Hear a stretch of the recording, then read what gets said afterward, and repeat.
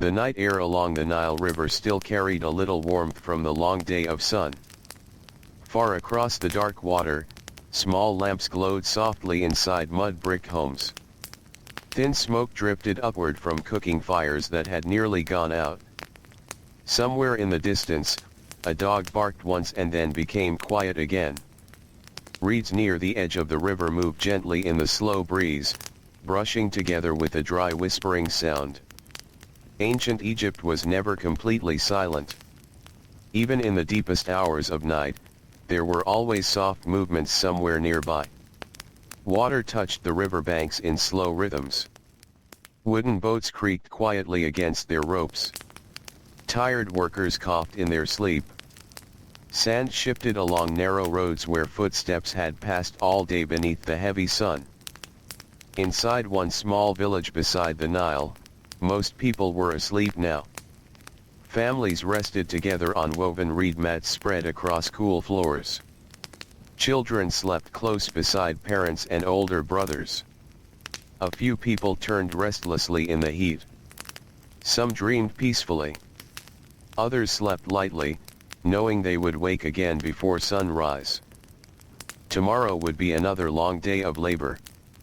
For many people in ancient Egypt, life moved in careful routines that rarely changed. The river rose and fell. Crops were planted and harvested. Bread was baked before dawn. Fish were cleaned beside the water. Mud bricks dried beneath the burning sky. Day after day, season after season, the same quiet patterns continued. And somewhere within those patterns, almost every household touched the slow and ancient process of making beer. Beer in ancient Egypt was not rare or special in the way people sometimes imagine today. It was part of ordinary life. It was food, comfort, payment, and routine. Workers drank it after long hours beneath the sun. Farmers carried it into the fields. Builders rested with jars beside unfinished stone walls. Even children sometimes drank weak forms mixed with water and grain. The smell of brewing drifted often through Egyptian villages. Warm grain, wet bread, thick yeast, clay jars cooling in shaded rooms. The process itself was slow and physical. Nothing happened quickly. Everything required hands, patience, and repetition. Long before sunrise, workers began preparing grain. Fires were lit while stars still remained in the sky. Water was carried from the Nile in heavy jars balanced carefully across shoulders. Bread dough was shaped in dim rooms lit by flickering oil lamps. Most brewing did not happen inside grand palaces. It happened inside crowded homes, temple kitchens, village workshops, and dusty courtyards where ordinary people worked from morning until night. As the dark sky slowly faded toward gray, the village beside the Nile began to wake. A woman stirred first inside a small house near the riverbank. The room smelled faintly of ash, grain, and warm dust. She sat up slowly from her sleeping mat and listened for a moment to the quiet sounds outside. Her joints ached from yesterday's work. Her hands were rough from grinding grain and carrying water. Beside her, two children still slept peacefully beneath a thin linen cloth. The woman rose carefully and stepped onto the cool floor. She wrapped light linen around herself and moved toward the doorway. Outside, the air felt softer now. The stars were beginning to fade above the desert hills. Nearby, another house was already awake. A man crouched beside a stone grinding surface while his wife poured grain carefully onto the flat rock. The grinding stone moved slowly back and forth with a heavy scraping sound. Grain dust floated into the air and settled softly across their hands and arms. This work would continue for hours. Beer began here, long before fermentation, long before clay jars and bubbling mixtures. It began with grain. Mostly barley and emmer wheat. Crops grown beside the Nile under the endless Egyptian sun. The grain harvest shaped much of Egyptian life. During flood seasons, the Nile spread rich dark soil across the land. Farmers waited carefully for waters to retreat. Then planting began. Men walked slowly through muddy fields guiding wooden plows pulled by oxen. Women scattered seed across wet earth. Children carried baskets or frightened birds away from the crops. The heat during these months could feel endless. Sweat soaked linen clothing before midday. Sand clung to skin. Workers wrapped cloth around their heads to block the harsh sunlight, but little relief could truly be found until evening. Still, the grain continued growing. Fields of barley moved softly in the wind beside the river. Golden heads bent beneath the weight of ripening grain. Farmers watched carefully for signs of disease, insects, or sudden weather changes. Too little harvest could bring hunger. A strong harvest brought safety for another season. When harvest time finally arrived, villages became crowded with movement. Workers cut stalks carefully using simple curved sickles. Grain was bundled tightly and carried beneath the burning sky. Dust rose everywhere. Sandals scraped across dry ground. Donkeys brayed beneath heavy loads. Scribes sat nearby recording harvest amounts on sheets of papyrus with calm concentration. Some of that grain would become bread. Some would become beer. And much of the work would happen side by side. Back in the waking village, the first pale light of morning spread slowly across the Nile. The river reflected silver and blue beneath the brightening sky. Fishing boats drifted quietly through gentle water while fishermen prepared their nets. Inside one brewing courtyard, several women were already working beside clay ovens. The fires glowed softly beneath rounded baking chambers built from mud brick. Heat radiated outward into the cool morning air. One woman shaped thick loaves from coarse dough while another carried baskets of crushed grain from a nearby storage room. The bread made for brewing was not always the same as bread eaten during meals. Some loaves were baked only partly. Some remained dense and heavy. Others were allowed to crumble easily into water later during the brewing process. A young boy carried a jar of river water carefully across the courtyard. The jar pressed heavily against his chest. He moved slowly, trying not to spill any. His bare feet stepped lightly across packed earth still cool from the night. Nearby, an older brewer checked several large clay vessels resting against a shaded wall. These jars were enormous. Taller than small children. Their rounded sides held traces of old grain mixtures and dried foam from earlier brewing. The smell around them was thick and sour but familiar. Fermentation was already alive inside some jars. Tiny unseen organisms worked quietly in darkness and warmth, turning grain sugars into alcohol over many hours and days. Ancient Egyptians did not fully understand the science behind fermentation, but they understood its behavior through long experience. They learned how mixtures changed with temperature. They learned the smells that meant success and the smells that warned of spoilage. Brewing required attention. Too much heat could ruin a batch. Dirty vessels could spoil the taste. Poor grain brought weak beer. Bad water created sickness. And sickness was never far away in the ancient world. Even small illnesses could spread quickly through crowded villages. Water sometimes carried disease. Food spoiled beneath the heat. Insects gathered around waste and standing pools.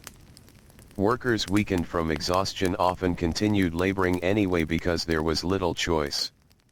Beer itself sometimes provided safer liquid than untreated water alone.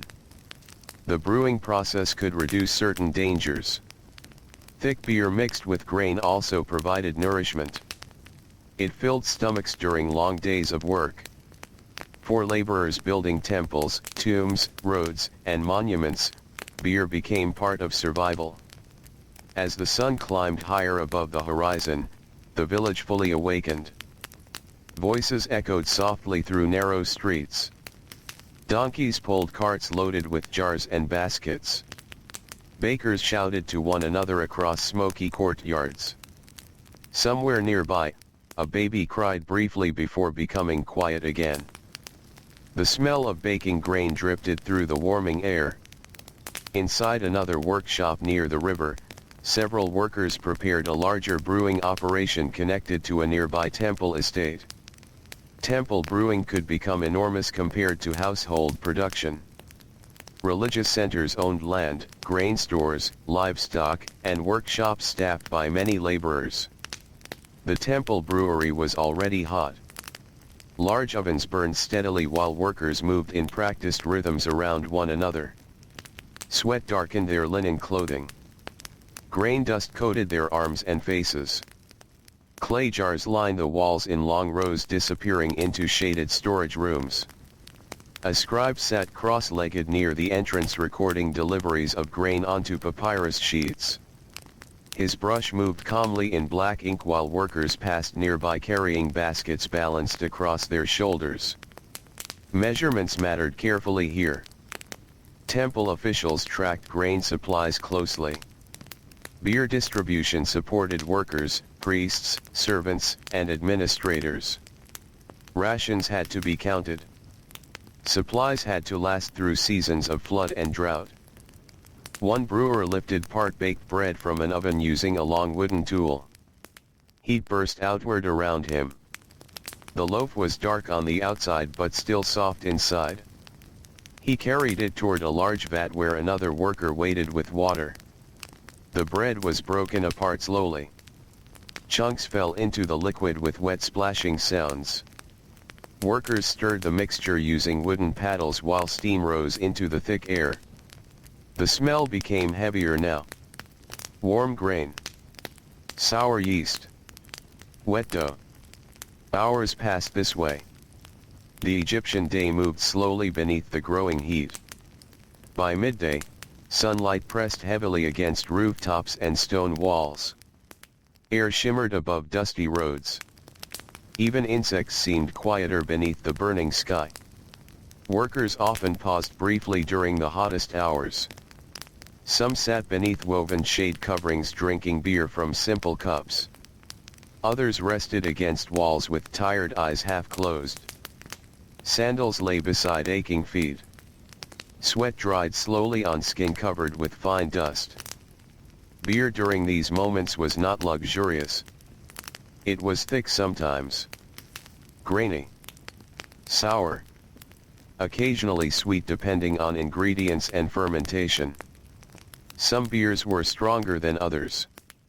Wealthier households and temples often produced finer varieties flavored with dates or herbs.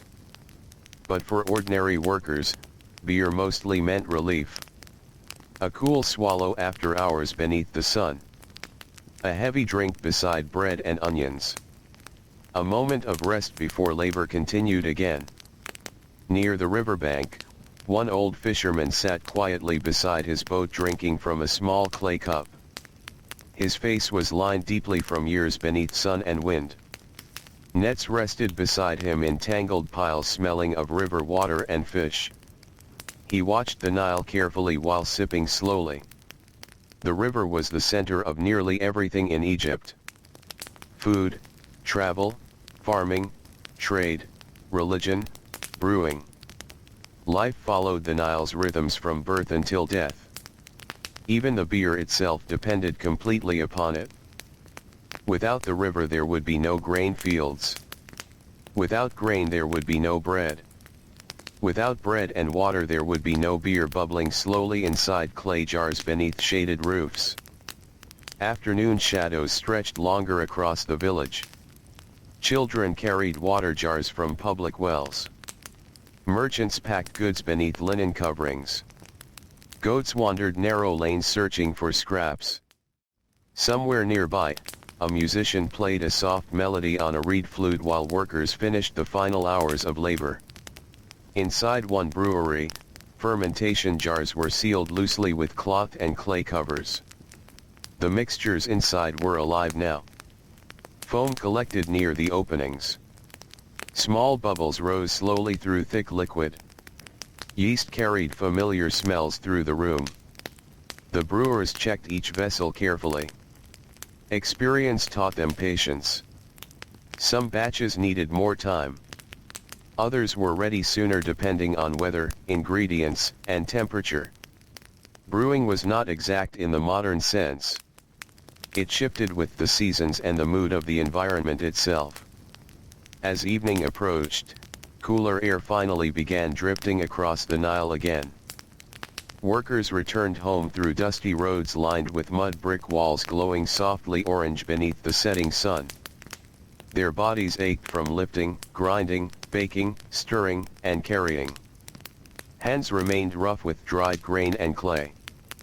Inside homes, evening meals were prepared. Simple foods filled most tables.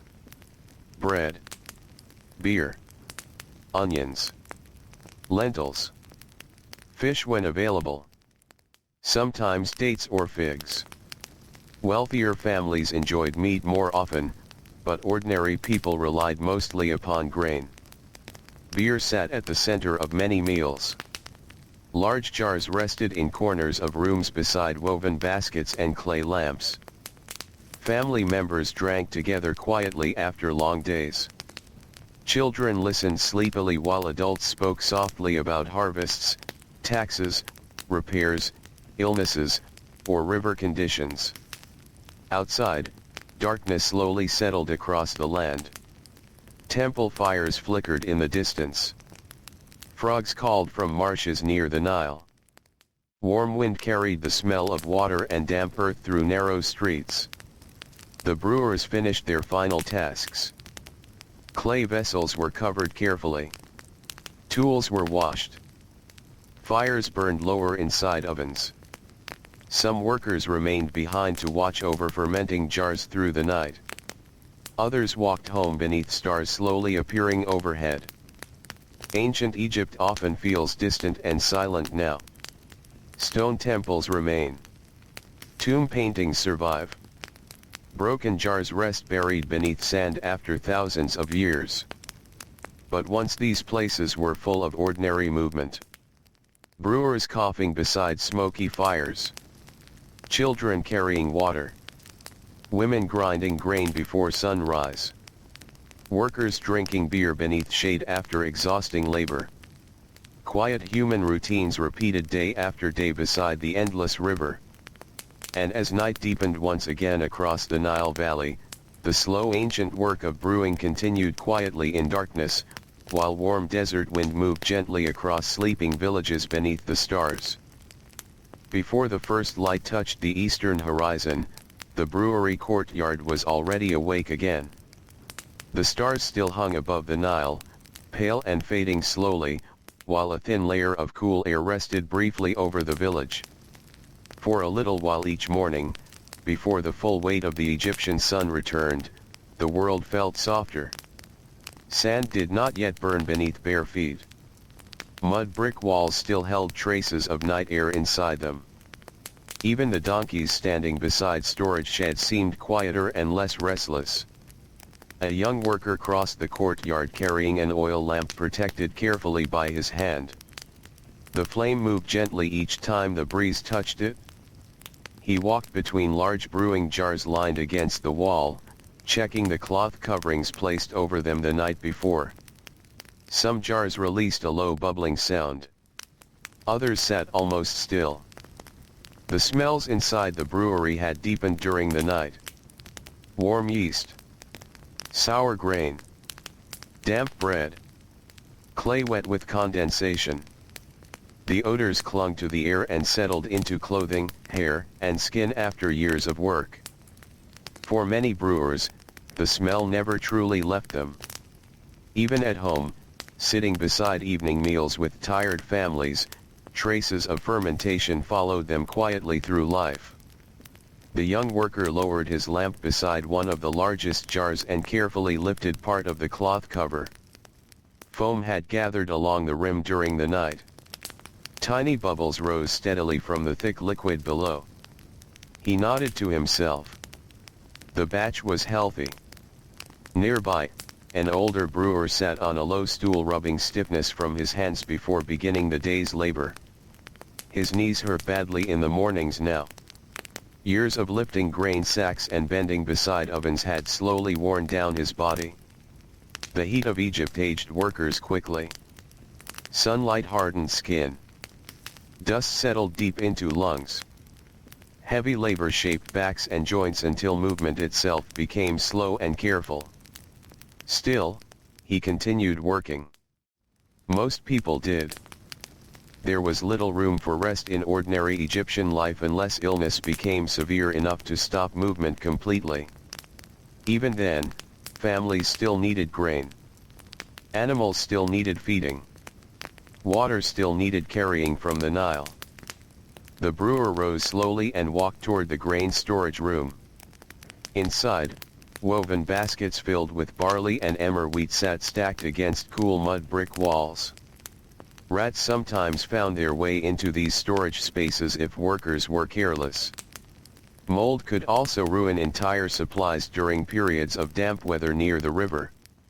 So the grain was watched closely. The old brewer scooped grain into a basket while faint morning light slowly entered through the doorway behind him. Dust floated softly in the air around his movements. Outside, more workers had arrived. Some were women from nearby homes who spent part of their days helping with baking and grain preparation. Others were hired laborers attached to temple estates. A few were teenagers still learning the routines of brewing from older family members. Nobody spoke loudly. Morning labor often began quietly in ancient Egypt. People saved energy carefully before the full heat arrived. Conversations stayed low and slow while ovens were prepared and grain grinding began once more. Soon the familiar scraping sounds filled the courtyard again. Heavy grinding stones moved steadily back and forth across flat slabs. Hands pushed with practiced rhythm. Crushed grain gathered slowly into bowls and baskets. Fine dust-coated arms up to the elbows. One woman paused briefly to stretch her shoulders. Her small daughter sat nearby half asleep, leaning against a wall while holding a piece of bread in both hands.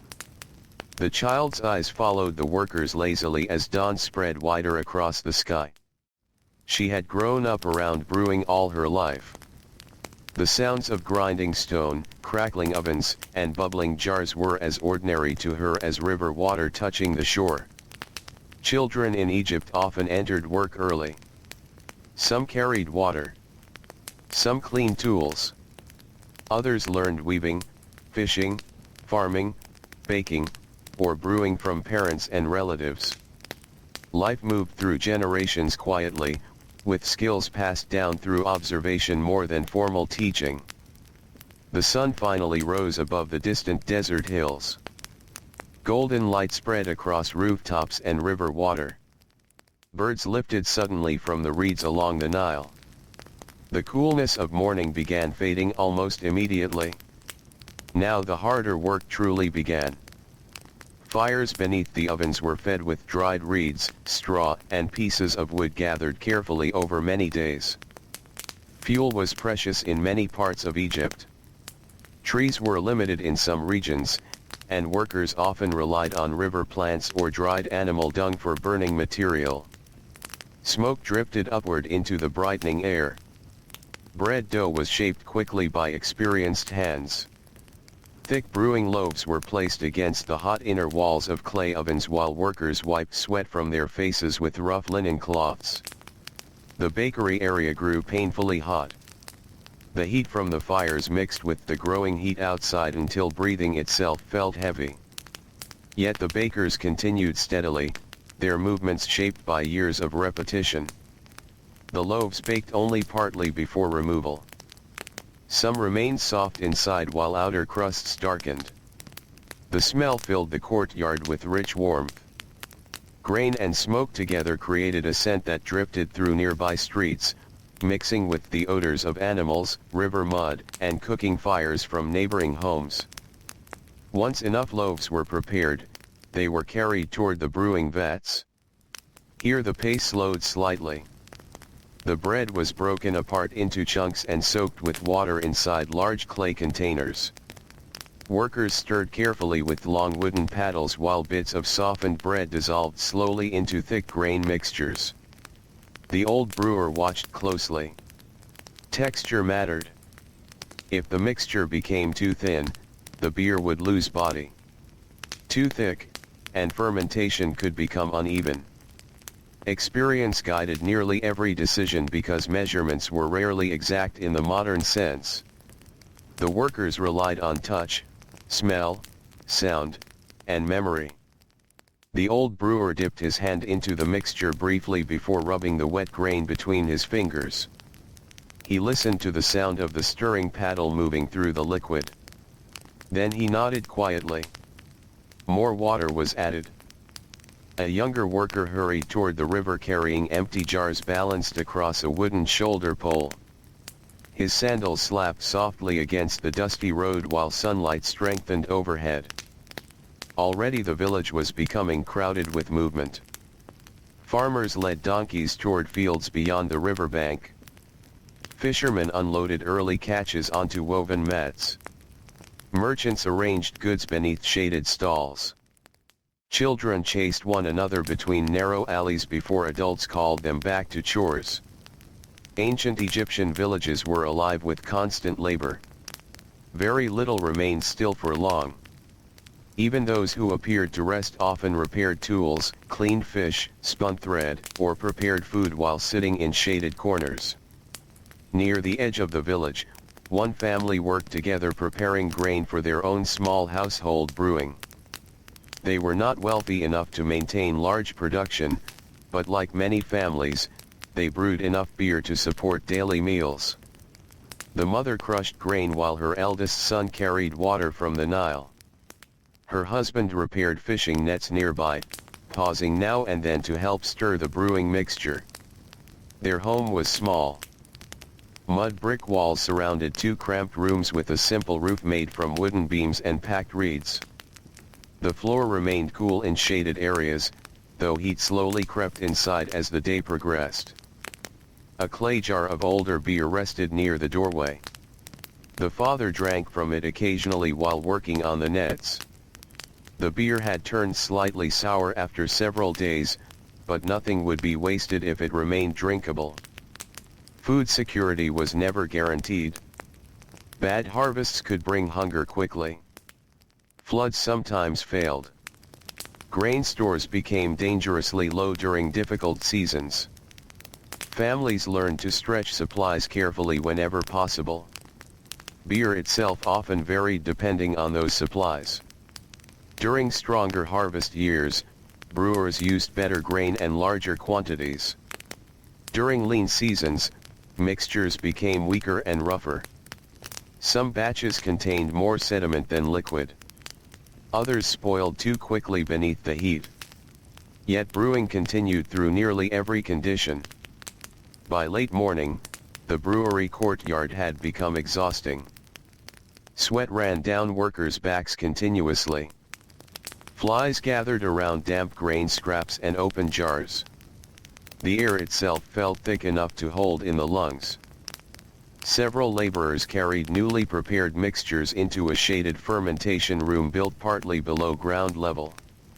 Inside, the temperature remained slightly cooler. Rows of large clay jars stood in darkness broken only by thin beams of sunlight entering through narrow wall openings. The room smelled alive. Sour yeast mixed with damp clay and fermented grain in heavy layers. Each jar represented days of work. Harvesting, grinding, baking, carrying water, stirring mixtures, watching temperatures, cleaning vessels. Nothing about brewing was effortless. And still, compared to some other forms of labor in Egypt, brewing could seem almost gentle. Stone quarry workers suffered beneath unbearable conditions. Men hauling limestone blocks across desert roads endured endless exhaustion. Miners deep underground breathed dust until sickness settled permanently into their lungs. Against such labor, brewing at least offered moments indoors, near water, surrounded by food and familiar routine. As midday approached, the entire village slowed beneath the weight of the sun. Shadows shortened until little shelter remained outside. Animals gathered beneath awnings or walls. Workers covered their heads with cloth to protect against the brightness pouring down from the empty sky.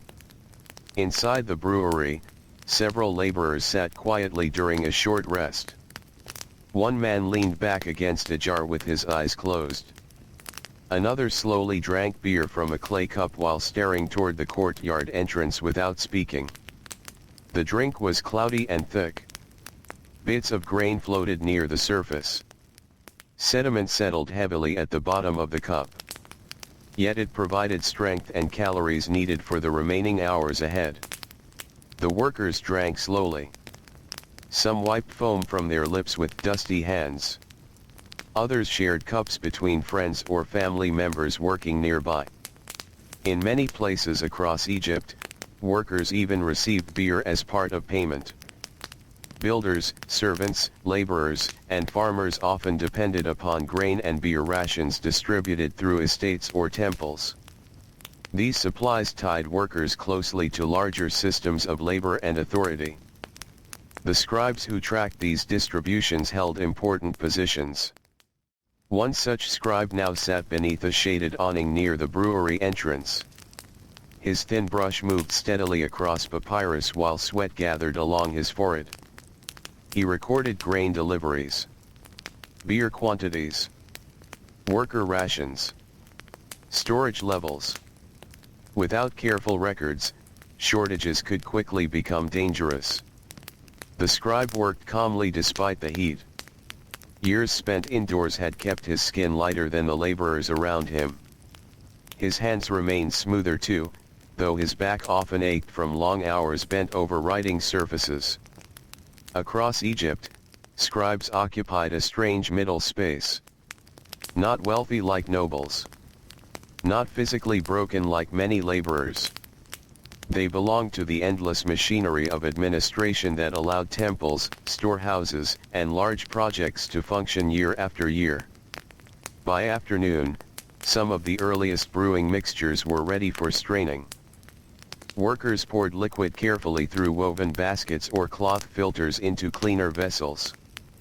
Thick grain pulp remained behind while cloudy beer flowed downward into waiting jars. The smell became stronger now. Sharp fermentation mixed with sweetness from grain sugars still lingering inside the liquid. A few workers tasted small amounts to judge the batch. No two brews were exactly identical. Temperature changed them. Grain quality changed them. Water from different parts of the river changed them. The Nile itself shifted constantly through the seasons. During flood periods, rich black soil spread across farmlands. During lower waters, boats sometimes struggled through shallow channels. Crocodiles rested along muddy banks while fishermen moved cautiously nearby. The river gave life to Egypt, but it also demanded endless labor in return. As the afternoon slowly softened toward evening, cooler breezes finally returned from the water. The change felt almost magical after the long burning hours. Workers breathed easier. Voices became slightly more lively. Some children laughed while running through narrow streets carrying small clay cups to neighbors or family members. One brewery laborer walked carefully toward a nearby construction site carrying fresh beer rations. The builders there sat resting beside unfinished walls of stone and mud brick. Their bodies were coated with pale dust. Linen garments clung damply against exhausted skin. The laborer handed out cups quietly. The workers drank deeply. For a few moments, nobody spoke. They simply sat together listening to distant river sounds and the soft evening wind moving through reeds nearby. One man rubbed aching muscles in his shoulders. Another stretched sore legs out across the ground. Their hands were rough and cracked from hauling materials beneath the sun all day. Beer could not erase exhaustion, but it softened the edges of it. It gave workers a heavy, sleepy calm at the end of difficult days. As darkness approached once more, cooking fires appeared across the village again. Smoke drifted upward into orange evening light. The smell of fish, lentils, and baking bread filled the streets. Somewhere farther down the river, temple musicians played slow melodies that carried faintly through the warm air. Inside homes, families gathered for the night meal. Children leaned sleepily against parents after long days of heat and chores. Elderly relatives spoke softly near doorways where cooler air entered from outside. Clay cups passed from hand to hand. And always, somewhere nearby, beer rested in jars cooling slowly against mud brick floors. The brewing never fully stopped. One batch fermented while another was prepared. Grain dried while bread baked. Jars emptied while others filled again. The work moved in circles, endless and steady, much like the Nile itself. Late into the evening, after most homes had grown quiet, the old brewer remained awake beside the fermentation room. He sat alone beneath dim lamplight listening to the faint bubbling sounds inside the jars. Outside, stars stretched across the Egyptian sky in enormous silence. The river moved gently through darkness. And within the cool clay vessels beside him, the slow ancient transformation of grain into beer continued patiently through the night. The night passed slowly over the Nile Valley. Moonlight rested softly on the surface of the river, turning the moving water pale silver beneath the dark sky. Along the muddy banks, reeds bent gently in the warm breeze. Somewhere far across the water, a boatman guided a small vessel through the darkness with slow careful movements, the wooden hull creaking quietly with each shift of the current. Most of the village slept. Inside mud brick homes, tired families rested close together beneath thin linen cloths. The air inside the rooms remained warm even during the deepest hours of night. Some people slept on woven mats laid directly across the floor. Others rested on simple wooden frames raised slightly above the ground where cooler air could move beneath them. A few workers stirred in uneasy dreams. Their bodies still carried the strain of the long day. Hands cramped from grinding grain. Backs sore from lifting water jars. Eyes burning from smoke and heat. Near the brewery courtyard, the old brewer remained awake longer than most. He sat quietly beside the fermentation room with a clay cup resting loosely in his hand. The beer inside had gone nearly warm now, but he drank it slowly anyway while listening to the night sounds around him. He knew these hours well. For many years he had watched Egypt sleep while brewing jars continued their silent work beside him. Even after midnight, fermentation never truly rested. Tiny bubbles still rose through the thick liquid hidden inside the vessels. Yeast continued feeding quietly in darkness and warmth. The brewer leaned back against the wall and closed his eyes for a moment. From somewhere nearby came the distant cry of a night bird. Then silence again. Only the Nile continued moving steadily through the darkness as it had long before the village existed and as it would long after everyone here was gone. Ancient Egypt often measured time through cycles rather than endings. Flood seasons returned. Harvests returned. Children grew into laborers. Old workers disappeared quietly while younger hands replaced them beside ovens and grain stores. The brewery itself had likely stood in some form for many years before the old brewer first entered it as a child. He remembered carrying tiny baskets of grain beside his father while the older men laughed softly at his small uncertain steps. Back then, the brewing jars had seemed enormous. Now they felt ordinary. Everything in life eventually became ordinary through repetition. Even the smell of fermentation. Even the endless labor. even the sight of the great Nile glowing beneath moonlight night after night. At last the old brewer stood slowly, joints stiff from sitting, and checked the clay covers one final time before resting. Inside the fermentation room, the air felt cool compared to the lingering heat outside. Rows of jars disappeared into shadow beneath the low ceiling. Some vessels held fresh mixtures still thick with bread and grain. Others had nearly completed fermentation and would soon be strained and distributed. He paused beside one jar and listened closely. A faint bubbling answered him. Satisfied, he lowered the cloth cover again and stepped back into the courtyard. The stars overhead were beginning to fade. Morning would return soon. And with morning, the labor would begin again. Long before sunrise, the first workers arrived carrying empty water jars toward the Nile. Their footsteps moved softly through the sleeping village streets. Sand shifted quietly beneath worn sandals. The riverbank at dawn always carried a certain calmness. Mist sometimes floated low across the water during cooler seasons. Fishing boats rested against wooden posts while fishermen prepared nets by lamplight. Birds gathered among the reeds searching for food in shallow water. A young girl filled a clay jar carefully at the river's edge while her older brother waited nearby holding a shoulder pole for carrying supplies home. The water reflected the first faint colors of dawn. The girl looked tired already. Her family had worked late the previous evening repairing roof reeds before the night wind grew stronger. Like many children in Egypt, she moved between chores almost constantly. Water carrying, grain cleaning, animal feeding, fire tending. Life demanded work from nearly everyone. Even the elderly often remained busy as long as their bodies allowed movement. As the children returned from the river, the village slowly awakened around them. Doors opened. Cooking fires crackled softly. Smoke drifted upward into the pale sky.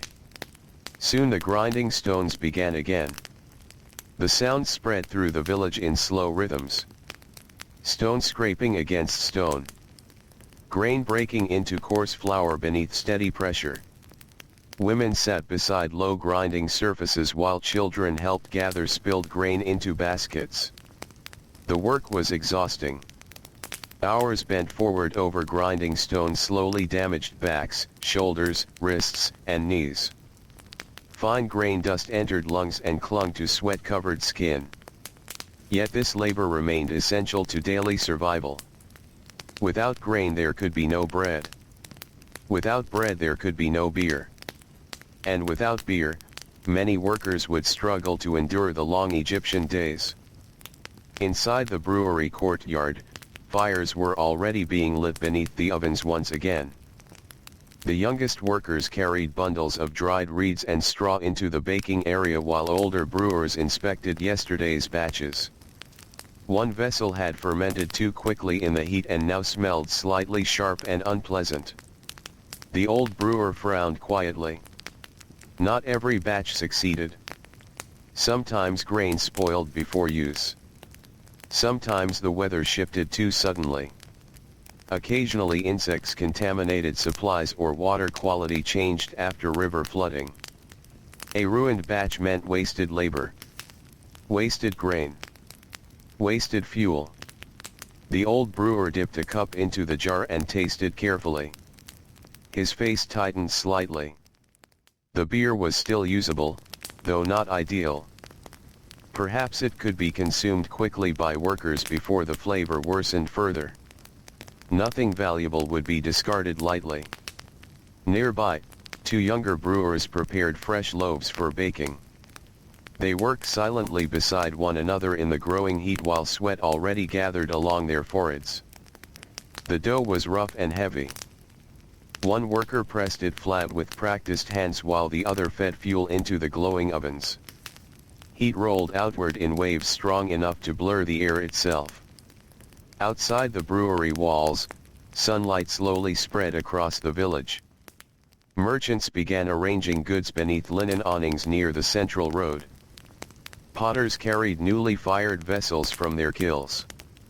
A donkey brayed loudly while struggling against a heavy cart loaded with grain sacks. The smells of morning deepened. Smoke, dust, river mud, fresh bread, animal sweat, fermenting beer.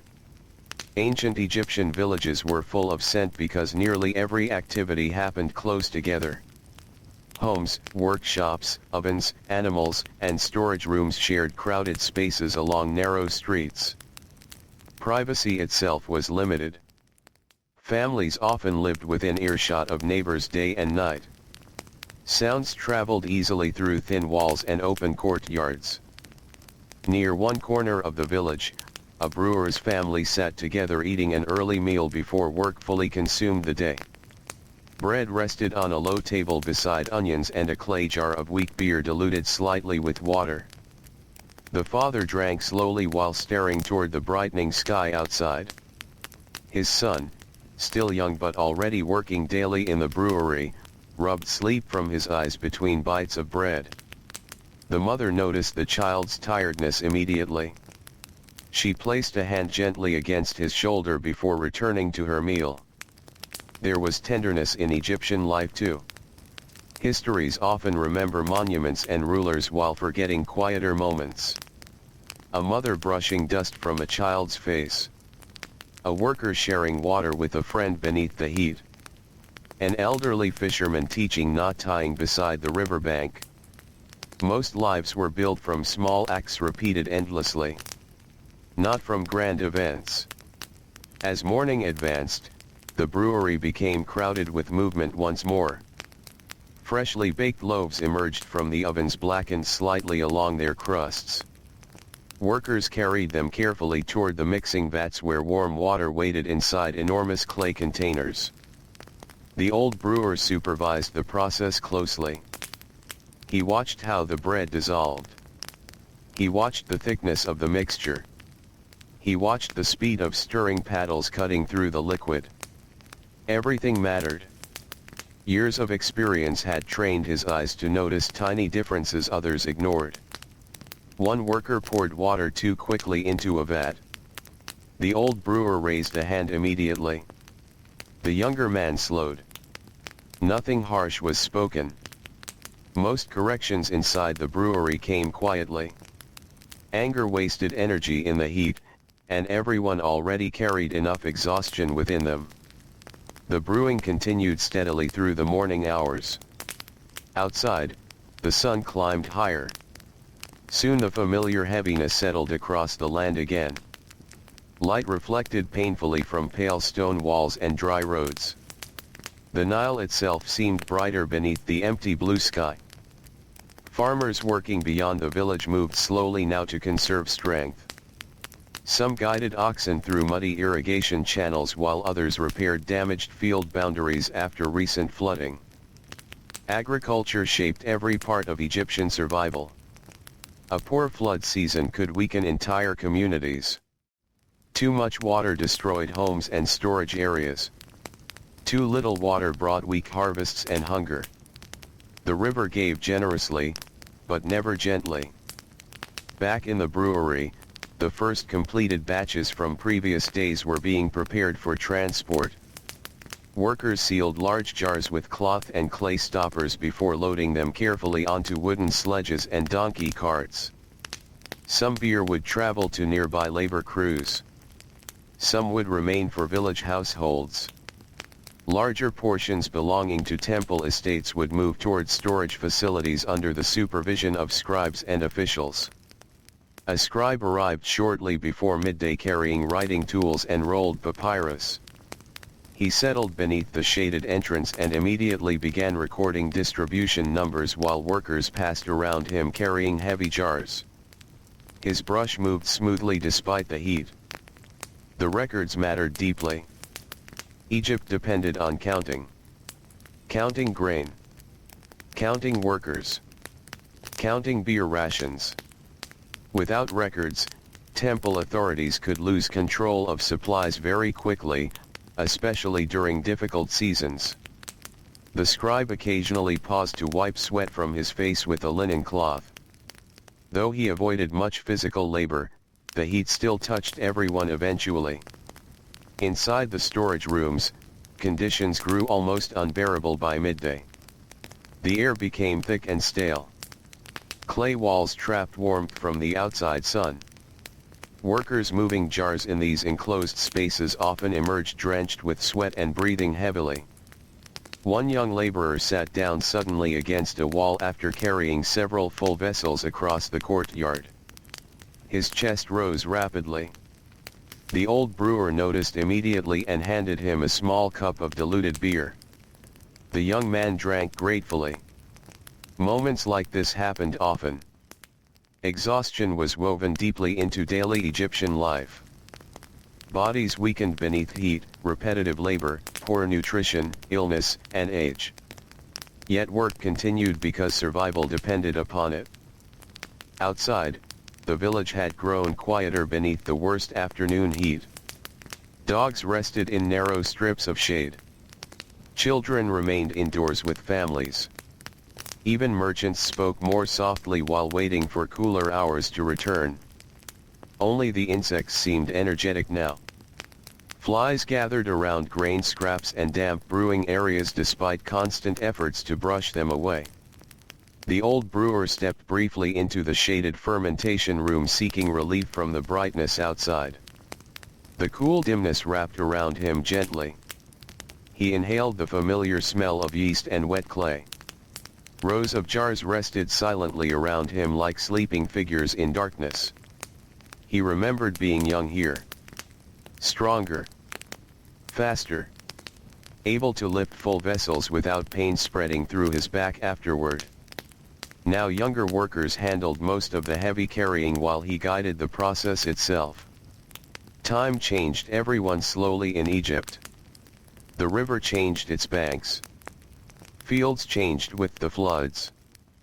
Children changed into workers. Workers changed into tired old men sitting quietly beside bubbling jars late at night. Toward evening, the heat finally began loosening its grip on the village again. A breeze moved across the Nile carrying moisture and cooler air inland. Workers straightened slowly from their labor. Voices returned to the streets. Somewhere nearby, laughter drifted briefly from a group of children playing beside stacked baskets. The brewery courtyard softened into longer shadows. Finished jars stood waiting for transport while fresh batches rested beneath cloth coverings. The ovens glowed less fiercely now. Smoke rose lazily into the orange evening sky. One worker hummed quietly while washing tools near the well. Another sat against the wall massaging aching wrists. The old brewer moved slowly through the courtyard checking each vessel one last time before night. He placed his hand against a warm fermentation jar and felt faint movement inside. The process continued. Always continuing. Just as the Nile continued flowing beyond the village. Just as the stars would soon appear again above the desert. And as darkness slowly settled once more across ancient Egypt, the smell of grain and yeast lingered gently in the cooling air while tired workers returned home beneath the quiet evening sky. The evening settled slowly over the Nile Valley like a soft linen cloth lowered carefully across the land. The final light of the sun faded from the mud brick walls, leaving behind deep orange shadows that stretched through the village streets. The heat of the day still rose from the ground, but the air carried a cooler touch now from the river. Palm leaves moved gently overhead. Reeds whispered along the banks of the Nile. One by one, small oil lamps appeared inside homes. Their flames flickered behind doorways and narrow windows while smoke drifted quietly upward into the darkening sky. The brewery courtyard had nearly emptied for the night. Most of the workers had already gone home to their families carrying bits of bread or small jars of beer beneath their arms. Only a few remained behind to finish cleaning the vats and securing the fermentation room before sleep. The old brewer sat on a low stool near the ovens. The fires had burned down to glowing embers now. The fierce heat that filled the courtyard during the day had softened into gentle warmth. Ash floated lazily through the air each time the breeze passed across the open space. Beside him rested a clay cup half filled with beer. He drank slowly. Not for celebration. Not for pleasure alone. Simply because it belonged to the rhythm of evening after labor. Around him, the brewery smelled calmer at night. The sharp scent of active work faded beneath softer layers of warm grain, cooling clay, damp straw, and faint smoke from dying fires. A younger worker scrubbed one of the large mixing vats nearby using river water and rough reeds bundled together into a brush. The sound echoed softly through the quiet courtyard. Water splashed against clay. Reeds scraped across the vessel walls. Then silence again. The young man moved carefully despite his exhaustion. If grain residue remained inside the vats overnight, mold and spoilage could spread more easily through the next brewing batches. Cleanliness mattered, even if workers understood it mostly through experience rather than science. The old brewer watched him for a while without speaking. Then finally he nodded once. The young worker understood immediately. The vat was clean enough. No more labor tonight. He exhaled softly and sat beside the wall, stretching his aching legs out across the packed earth floor. Neither man spoke much. After long days beneath the Egyptian sun, silence often felt more comforting than conversation. Beyond the brewery walls, village life continued winding slowly toward sleep. Families prepared evening meals inside small homes lit by dim lamps. Bread baked earlier that day rested beside bowls of lentils and onions. Fish cooked over small fires while children sat nearby fighting sleep with heavy eyes. Beer jars stood in cool corners of nearly every household. Some were large enough to last several days. Others were small and already nearly empty after sharing among family members. The beer itself varied greatly from house to house. Some batches were smooth and mild. Others were thick with grain sediment and sour from rough fermentation. But almost everyone drank it. An old fisherman sat outside his home near the riverbank sipping beer while repairing a torn section of net beneath the fading light. His fingers moved slowly now with age. The knots took longer than they once had. Still, the work continued. Tomorrow before sunrise he would return to the Nile once again. Fishing life in ancient Egypt followed patterns nearly as old as the river itself. Men pushed small wooden boats into shallow water while stars still filled the sky. Nets were cast quietly through morning mist. Fish flapped against woven baskets as the first sunlight spread across the water. Some catches were good. Some were disappointing. The Nile decided such things more than the fishermen themselves. Nearby, the fisherman's wife prepared sleeping mats inside the house while their youngest child leaned sleepily against the doorway watching the dark river. The child could smell brewing from the nearby courtyard even here. Warm yeast drifted softly through the evening air. The smell had become part of village life. Part of memory itself. Children born in these homes grew up surrounded by it from their earliest days. The scent of fermentation mixed with dust, river mud, cooking smoke, and baked grain until all of it became simply the smell of home. Back at the brewery, the sky had turned fully dark. Stars spread above the village in enormous numbers untouched by modern light. The Milky Way stretched faintly across the heavens while the Nile reflected pieces of starlight along its moving surface. The old brewer finally rose from his stool. Slowly he walked through the courtyard checking the clay seals placed over the storage jars. One vessel held beer intended for a nearby group of laborers repairing irrigation channels south of the village. Another batch belonged to temple officials upriver. Several smaller jars would remain for local families. Nothing inside the brewery truly rested. Even now, hidden inside the sealed vessels, fermentation continued quietly through the darkness. The brewer paused beside one jar and listened. Tiny bubbles rose beneath the clay cover. Soft. Steady. Alive. He smiled faintly. After so many years, the sound still comforted him. Perhaps because it represented stability in a difficult world. Floods came and went. Illness appeared suddenly. Children sometimes failed to survive the harsh early years of life. Workers collapsed from exhaustion in the fields or beneath construction projects. Yet brewing remained. The grain returned each season. The jars bubbled through the night. People gathered around cups of beer after long days beneath the sun. There was comfort in routines that endured. At last the old brewer stepped outside the courtyard and into the narrow village street. Warm sand shifted softly beneath his sandals. The village had grown mostly quiet now.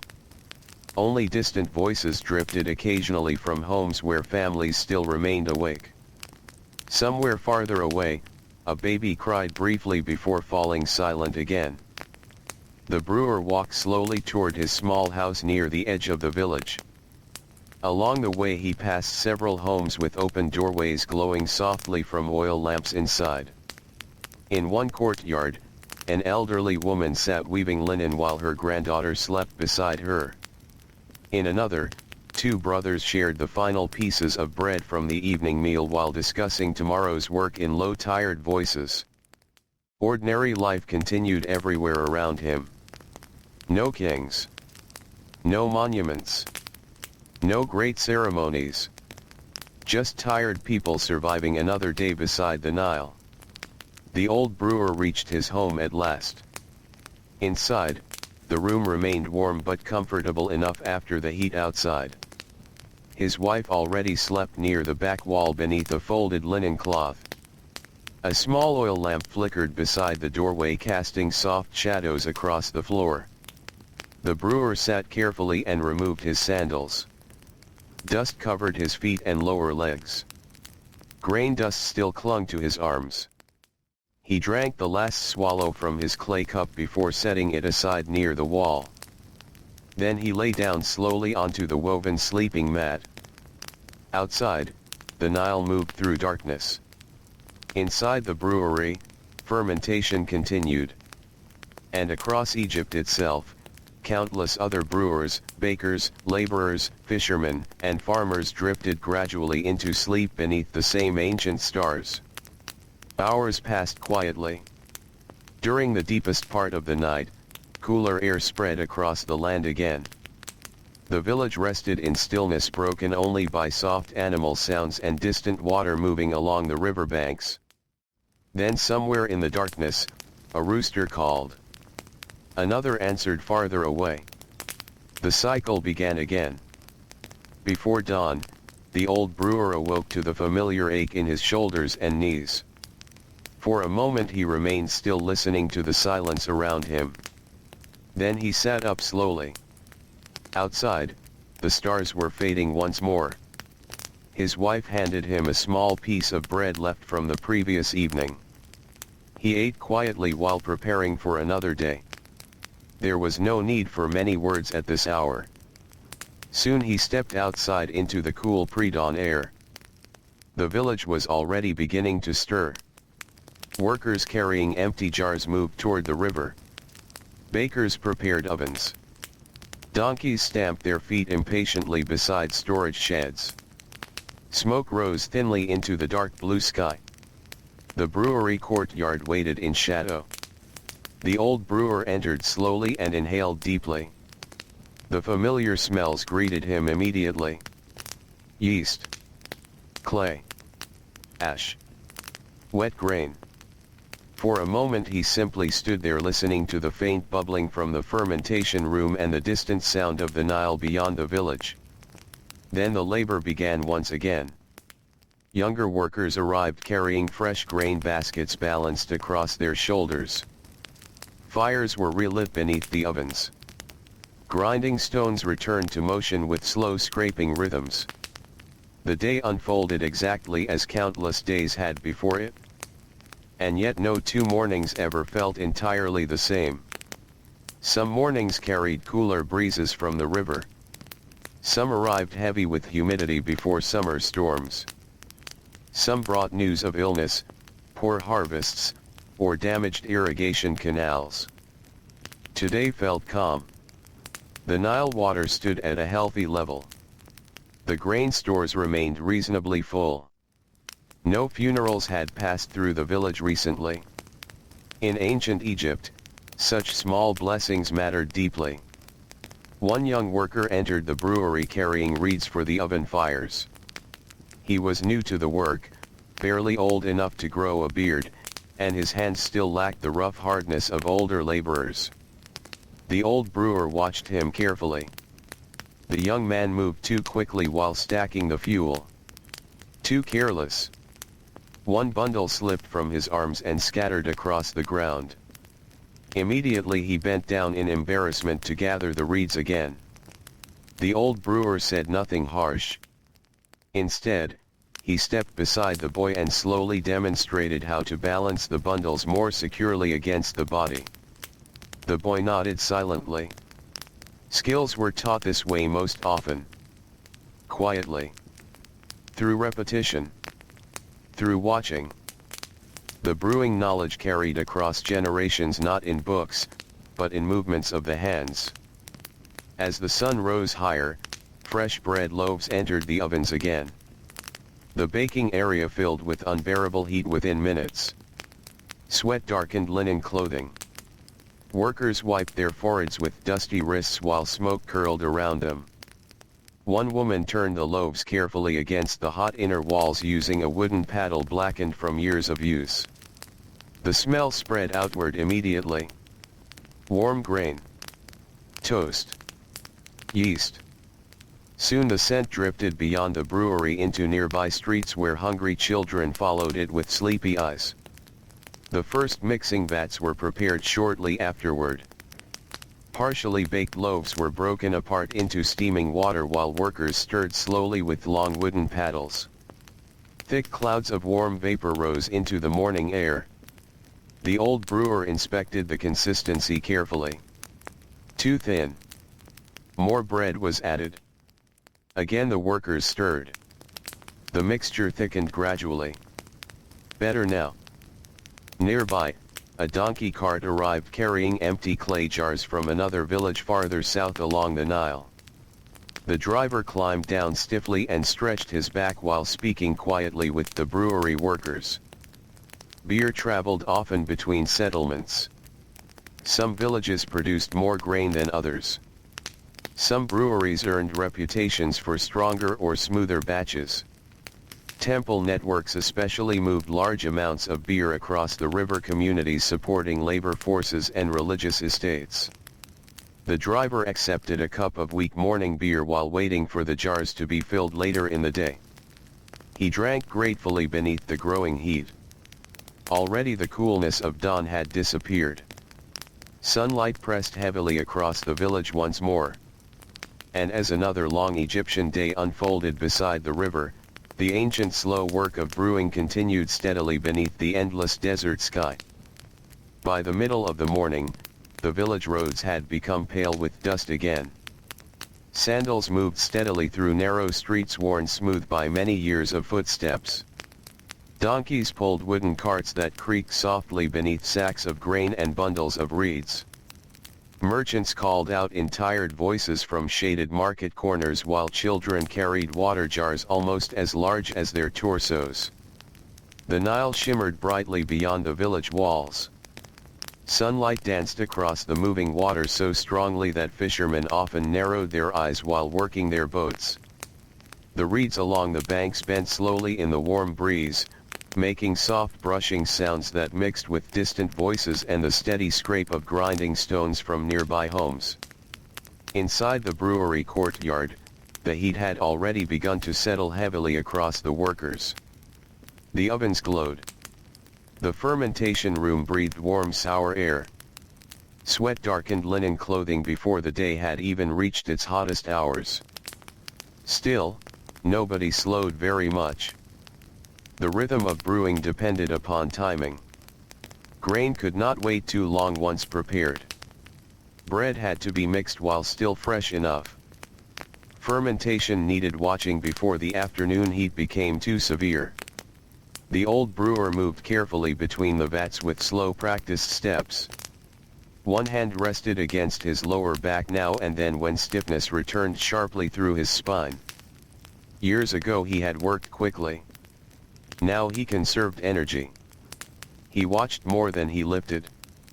The younger workers carried the heavy jars and stirred the thick mixtures while he guided the process with small gestures and quiet instructions. Near the ovens, one young woman knelt beside a large basket sorting grain carefully through her fingers. Not all grain could be used. Small stones sometimes remained mixed within the harvest after threshing. Bits of damaged husk, dirt, or spoiled kernels had to be removed by hand. The woman worked patiently despite the growing heat around her. Her hands moved steadily. Pick. Drop. Pick. Drop. Beside her, a small child slept curled beneath a strip of shade cast by the brewery wall. One tiny sandal had slipped halfway off during sleep. Flies drifted near but the woman brushed them away gently without interrupting her work. Ancient Egyptian labor rarely happened separately from family life. Children grew up among ovens, workshops, fields, and riverbanks because there was nowhere else for them to be. They learned work simply by existing beside it every day. The old brewer paused near the grain baskets and glanced toward the sleeping child. For a brief moment he remembered his own son at that age. Thin arms. Dusty feet. Sleeping beside warm brewery walls while the adults worked. His son was grown now and worked farther north near a temple estate. They saw each other rarely. Travel along the Nile connected villages, but distance still carried weight in the ancient world. Months could pass without news from family members living even a few days away by boat. The old brewer returned his attention to the vats. One mixture had begun fermenting faster than expected. Foam gathered thickly near the surface and small bubbles rose continuously through the cloudy liquid.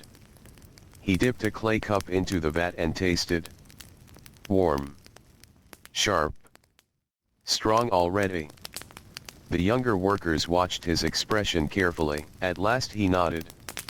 The batch was healthy. Relief passed quietly through the group. A failed brewing batch meant more than disappointment. It meant wasted grain, wasted fuel, wasted labor, and possibly fewer supplies for workers depending on beer rations later in the week. Nothing in Egypt came easily enough to waste without concern. Outside the brewery walls, the village marketplace slowly grew busier despite the heat. A merchant from another settlement had arrived early that morning carrying dried fish, woven baskets, and jars of oil balanced carefully across two donkeys. His face and arms were darkened deeply from years spent traveling beneath the desert sun. He sat beneath a linen awning now drinking beer from a rough clay cup while speaking quietly with local traders. Travel in Egypt could be peaceful in some seasons and dangerous in others. River routes were usually safer than desert roads, but storms, theft, illness, or damaged boats could still bring hardship quickly. Many merchants spent long days drifting along the Nile beneath blazing sunlight, stopping at villages each evening before darkness settled over the water. The merchant drank slowly. The beer cooled him slightly. Around him the marketplace smelled of fish, dust, sweat, onions, river mud, and baked bread warming beneath the sun. Nearby, a potter displayed newly fired jars shaped for storage and brewing. Their reddish clay surfaces glowed softly in the light. Some vessels were enormous, wide enough for a man to lean halfway inside while cleaning them. Others were small enough for household meals. Pottery mattered deeply to Egyptian brewing. Without strong jars, fermentation and storage became nearly impossible. Brewers relied upon skilled potters just as farmers relied upon the Nile floods. Everything connected. Grain growers, water carriers, potters, bakers, brewers, scribes, boatmen. The entire system moved together slowly like the river itself. Back in the brewery courtyard, the sun climbed higher. Now the true heat of the day arrived. Air shimmered above the ovens. The packed earth beneath workers' feet felt almost hot enough to burn through thin sandals. Sweat ran constantly down backs and arms, leaving pale trails through grain dust covering the skin. One young laborer paused beside a wall, breathing heavily after lifting several fill jars into storage. His chest rose quickly. The old brewer handed him a damp cloth without speaking. The young man wiped his face gratefully before returning to work. Complaints were rare. Not because the labor was easy, but because hardship was expected. Everyone understood exhaustion. Everyone carried it daily. Near the fermentation room entrance, two workers strained an older batch of beer through woven reed filters into cleaner jars. The liquid poured thick and cloudy beneath the bright light. Some foam spilled across the sides of the vessels and dripped slowly onto the ground. The smell rising from the fresh beer was sour but rich with grain sweetness beneath it. One worker tasted the batch carefully. He smiled faintly. A good brew. Not luxurious. Not delicate. But strong enough to satisfy tired laborers after long hours beneath the sun. Several jars from this batch were marked for a nearby irrigation crew repairing damaged channels south of the village.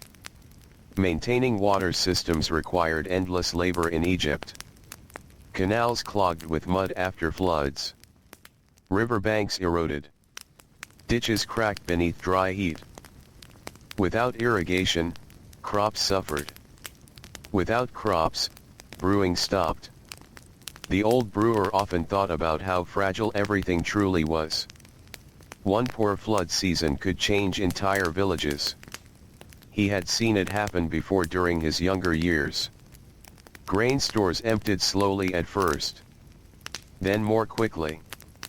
Beer became thinner and weaker as supplies dwindled. Families stretched bread with whatever ingredients they could gather. Faces became leaner. Illness spread more easily among exhausted people. Those memories remained with him still. Perhaps that was why he watched the grain stores so carefully now. Every basket mattered. Toward midday, the workers finally paused briefly for food.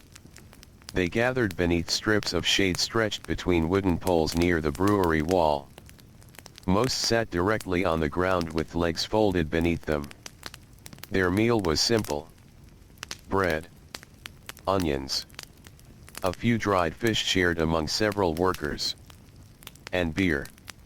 Always beer. The drink was cooler now after resting inside shaded storage jars during the morning. Workers lifted cups slowly while dust drifted through beams of sunlight around them. For a little while, conversation returned softly. One man spoke about rising river water farther south. Another worried about his wife's persistent cough. A young woman described damage to her family's roof after strong winds several nights earlier. Ordinary concerns. Quiet worries carried through ordinary lives. The old brewer mostly listened. His eyes rested often on the younger workers while they spoke. Their movements still held energy despite the exhausting labor. They laughed more easily. Sat straighter. Recovered faster from long days beneath the heat. He remembered that feeling faintly. Though not clearly anymore. Age softened memories just as wind softened the sharp edges of stone. After the meal, work resumed. The brewery never rested long during daylight. Fresh water arrived from the Nile carried in heavy clay jars balanced across shoulders and poles.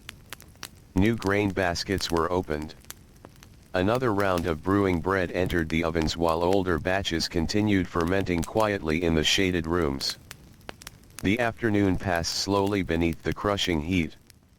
Outside the village, farmers moved carefully through fields shimmering beneath sunlight. Some wore wet cloths around their heads for relief. Others paused frequently beneath small shelters made from reeds and mud. Birds circled lazily overhead. Insects hummed among the river plants. The Nile flowed on beside everything, calm and patient. Near the riverbank, a group of children played briefly in shallow water while their mothers washed clothing nearby. Laughter echoed across the shore for a few moments before fading again beneath the heavy afternoon stillness. Even joy in Egypt often felt quiet beneath the heat. Back inside the brewery, the old brewer entered the storage room to escape the brightness for a moment. The cool dimness wrapped around him gently. Rows of clay jars stood in silence around the walls. Some held fresh grain. Others contained completed beer sealed carefully against spoilage. He rested one hand against a vessel and closed his eyes briefly. The clay felt cool, solid, reliable. For many years this room had remained nearly unchanged while seasons passed outside. The same smells. The same shadows. The same bubbling sounds from fermentation jars resting in darkness. Only the people changed. Old workers disappeared. Young workers arrived. Children became adults carrying water and grain through the same courtyard their parents once crossed. The old brewer opened his eyes slowly. Outside, he could hear the faint sound of paddles stirring another vat. The work continued. Always continuing. By late afternoon, the sun finally began lowering toward the western desert again. The harsh brightness softened slightly. Longer shadows returned across the village roads. Workers moved with a little more ease as cooler air drifted slowly inland from the Nile. The brewery courtyard relaxed with the changing light. Some finished jars were loaded onto donkey carts for evening transport. The drivers secured them carefully using rope and folded cloth to prevent cracking during travel. One cart would head north toward a temple estate before sunrise tomorrow. Another would cross the river carrying supplies to fishermen and laborers working near the marshlands. The old brewer inspected each load quietly. A cracked jar during transport could waste days of labor. Nearby, one young worker washed the mixing paddles beside the well while humming softly beneath his breath. Water splashed against packed earth. Evening birds called from the river reeds. The smells of cooking fires began appearing across the village again. Families prepared for night. Children returned home dusty and tired. The marketplace slowly emptied as merchants covered their goods with linen cloth against drifting sand and night moisture. And inside the brewery, fresh fermentation jars settled into the cool gathering darkness while tiny bubbles rose steadily through thick ancient beer beside the endless Nile River. Night returned gently across the Nile Valley. The last traces of sunlight faded behind the western desert hills, leaving the sky deep blue above the river. Warm air drifted slowly through the village streets carrying the smells of cooking fires, damp reeds, river mud, and grain still lingering from the brewery courtyard. The day's heat remained trapped inside the mud brick walls for a while after sunset. Families sat near open doorways searching for cooler air. Some spread woven mats onto rooftops where the night breeze moved more freely. Others remained beside small oil lamps indoors, eating quietly before sleep. The old brewer walked home slowly beneath the rising stars. His shoulders ached heavily tonight. One knee hurt each time he stepped onto uneven ground. Still, he moved with patience, passing through familiar streets worn smooth by years of walking the same paths between brewery and home. A donkey shifted lazily beside a storage shed. Farther away, someone played a reed flute softly for a few moments before stopping. The village never became completely silent, even late at night. Somewhere there was always movement. A crying child. A barking dog. Water touching the riverbank. A tired worker coughing in sleep. The old brewer reached his doorway and paused for a moment before entering. Inside, his wife sat beside a small clay lamp mending a linen garment by hand. Her fingers moved slowly through the dim light while shadows flickered softly across the walls. She looked up as he entered. No greeting was necessary after so many years together. She simply handed him a cup of watered beer and returned to her stitching. The brewer drank deeply. The liquid was cool from resting near the floor where the air remained slightly cooler after sunset. It tasted sour and heavy with grain, but comforting after the long day. He sat beside the doorway where a faint breeze entered from outside. For a while neither spoke. They listened instead to the quiet village around them. Across the narrow street, another family prepared sleeping mats.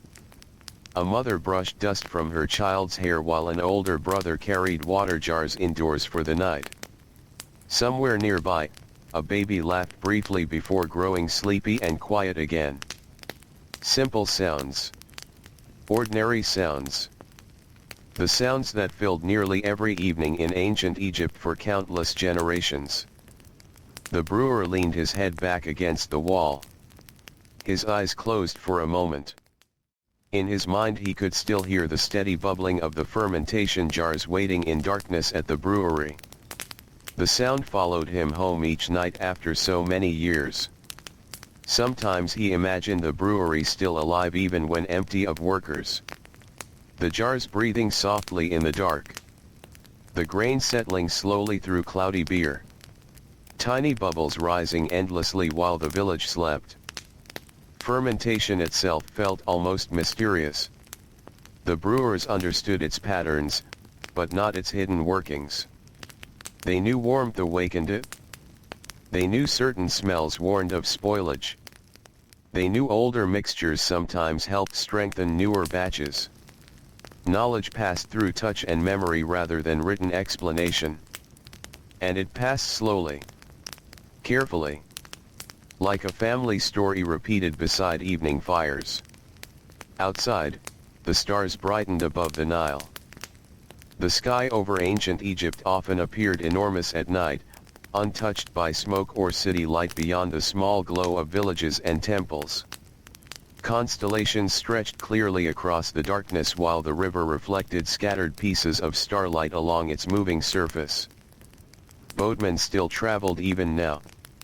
Some guided small cargo boats through the night using poles and simple sails whenever the winds allowed. Others rested along the banks waiting for morning. Trade never fully stopped on the Nile. Grain moved north. Stone moved south. Beer traveled between villages, estates, labor camps, and temples. The river carried nearly everything. The brewer's wife finally set aside her stitching and prepared the sleeping mats. The room smelled faintly of dust, linen, lamp oil, and the day's remaining warmth trapped inside the clay walls. Before lying down, the brewer stepped outside once more. The village had grown quieter now. A few lamps still glowed behind doorways.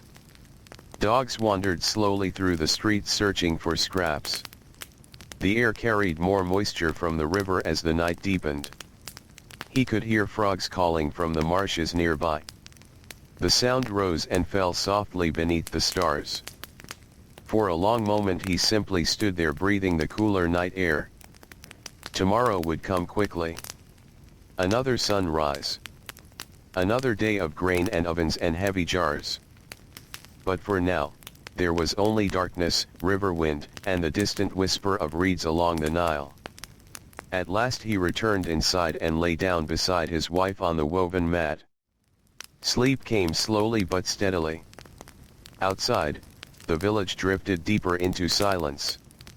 And in the brewery courtyard, hidden inside sealed clay vessels, the beer continued changing quietly through the night. Hours passed. The moon crossed slowly above the river. The temperature cooled enough that some families pulled thin linen coverings over sleeping children. Others shifted on their mats searching for comfortable positions against aching muscles and stiff joints. Before dawn, the first sounds of waking began again. A rooster called somewhere near the riverbank. Then another. Soon footsteps moved softly through the streets as workers rose reluctantly from sleep. The old brewer opened his eyes in darkness. For a moment he remained still, listening to the familiar sounds returning outside. Water jars being lifted.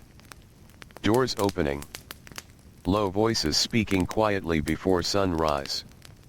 The endless cycle continued once more. He sat up slowly, rubbing one hand across his face while stiffness spread through his shoulders and lower back. Beside him, his wife already prepared a small morning meal. Bread from yesterday. A few dates. Weak beer mixed with water. Nothing more was needed before work. The brewer ate quietly while the first pale light entered through the doorway. Outside, the eastern horizon glowed faintly above the distant desert. Soon the village streets filled with movement again. Children carried fuel for cooking fires. Women walked toward the river balancing empty jars across their shoulders. Men headed toward fields, workshops, boats, and storehouses. Every person moving toward another day of labor. At the brewery courtyard, several younger workers had already arrived before the old brewer. One cleaned the ovens from yesterday's ash. Another carried grain baskets from storage. A third checked the fermentation room carefully for spoiled batches or cracked seals. The old brewer nodded with quiet approval as he entered. The young workers were learning. Not only the steps of brewing, but the patience of it. Patience mattered as much as strength. Too much haste ruined beer. Too much heat ruined beer. Too much carelessness ruined beer. The brewing demanded attention every hour of the day.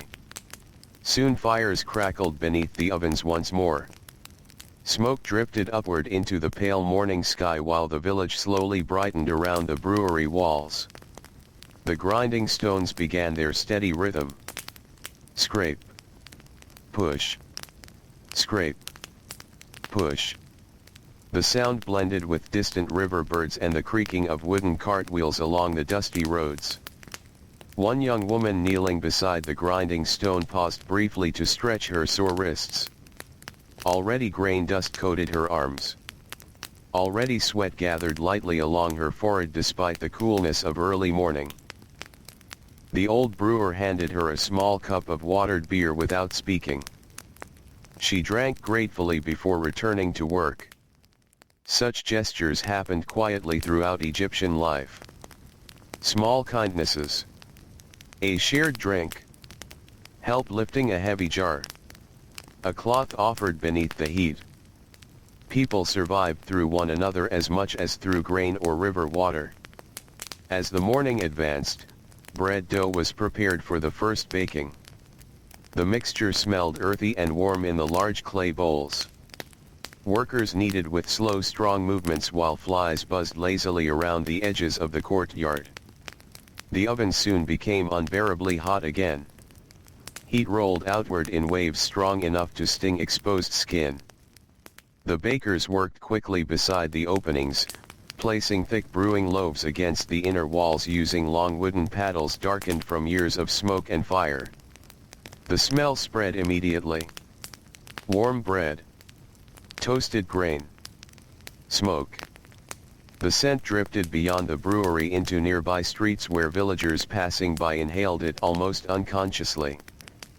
Food smells carried deeply through Egyptian settlements because hunger was always near enough to remain familiar. Even families with stable supplies understood scarcity.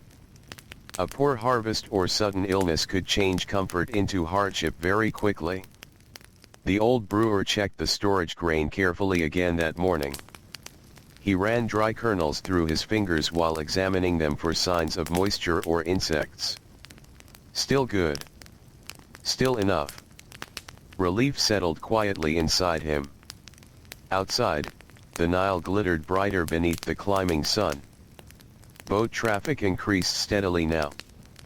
Fishing boats returned with morning catches while larger cargo vessels drifted along the current carrying stone, grain, pottery, papyrus, timber, and beer between settlements. Some crews sang softly while rowing. Others worked in silence beneath the growing heat. Near the brewery entrance, a merchant arrived with 2 donkeys loaded with empty jars and bundles of dried herbs. The old brewer recognized him immediately. The merchant traveled this route several times each season, trading supplies between villages farther north along the river. His face looked more tired than usual today. Dust covered his clothing heavily. One donkey limped slightly. The merchant accepted a cup of beer gratefully while speaking with the brewer in low voices near the courtyard wall. River winds had been poor during the past week. Travel was slow. One boat farther south had struck hidden rocks during low water and lost part of its cargo. The Nile gave life, but it also demanded caution. The merchant drank slowly while workers unloaded fresh jars nearby. These new vessels would soon hold fresh brewing batches cooling inside shaded storage rooms. Pottery cracked often in Egypt's harsh climate. Heat expanded clay. Rough transport damaged surfaces. Even careful brewers lost vessels regularly. Everything required replacement eventually. Even people. The old brewer watched the younger laborers carrying the jars into storage. Strong backs. Quick movements. Loud laughter when the overseers were not listening closely. He remembered working that way once. Now he moved more slowly, but perhaps saw more clearly. He noticed the exact sound of healthy fermentation. The subtle smell of grain beginning to spoil. The slight difference between a strong batch and a weak one before anyone else detected it. Years had shaped his senses around brewing until the process itself felt almost alive inside him. By midday the sun stood high above the Nile again. The village shimmered beneath waves of heat. Workers squinted against the brightness while sweat-soaked linen clothing and darkened packed earth beneath their feet. Yet the brewery continued steadily through it all. Paddles stirred the vats. Bread dissolved into warm water. Foam gathered across fermenting mixtures. And beneath the endless Egyptian sky, the slow ancient making of beer carried on beside the timeless river. The midday heat settled across the village like a heavy blanket. Air shimmered above the dusty roads. Mud brick walls radiated warmth gathered from the climbing sun. Even the donkeys standing beside the market awnings lowered their heads quietly, conserving energy beneath the brightness. Inside the brewery courtyard, the workers moved more slowly now. Not lazily. Simply carefully. The heat punished quick movements during these hours. Breath became harder to hold. Muscles weakened faster. Sweat poured constantly from the body until clothing clung damply against the skin. The old brewer stood near the fermentation room entrance watching the younger laborers strain a fresh batch into storage jars. The beer flowed thick and cloudy through woven reed filters. Some grain sediment remained suspended inside the liquid, turning it pale brown beneath the sunlight. Foam gathered near the tops of the jars while the smell of yeast rose warmly into the air. One worker wiped sweat from his forehead using the edge of his linen garment. Another leaned briefly against the wall after lifting a heavy vessel. Nobody complained. The labor itself spoke loudly enough. Near the ovens, the final loaves for the day's brewing rested cooling on reed mats. Their crusts were dark and rough from the intense heat inside the clay chambers. Flies gathered quickly whenever crumbs fell onto the ground. The old brewer picked up one loaf carefully and broke it apart with weathered hands. Steam still lingered faintly inside. Good enough. He dropped the pieces into a waiting vat while a younger man poured water slowly over the bread. The mixture thickened almost immediately. Soon paddles moved through it with slow circular motions. The rhythm of brewing repeated endlessly. Bake. Break. Mix, stir. Wait. Strain. Store. Then begin again. Beyond the brewery walls, the village marketplace had grown quieter during the hottest part of the afternoon. Many merchants rested beneath shaded awnings while customers disappeared indoors searching for relief from the sun. A few dogs slept stretched across narrow strips of shade beside mud walls. Children remained inside homes with tired mothers and elderly grandparents. Only the insects seemed unaffected by the heat. Flies drifted around grain baskets and damp brewing areas while small buzzing beetles moved through cracks in the dry earth. Near the riverbank, fishermen repaired nets beneath woven shelters built from reeds and palm branches. The Nile itself looked almost white beneath the blazing sunlight. Tiny waves flashed brightly against the shore. One fisherman rinsed sweat from his face using river water before sitting heavily beside his boat. His morning catch had been poor. Only a few fish rested in the basket beside him. He stared quietly across the water while drinking weak beer from a small clay cup. The drink was warm already from the heat outside, but still comforting enough to ease the dryness in his throat.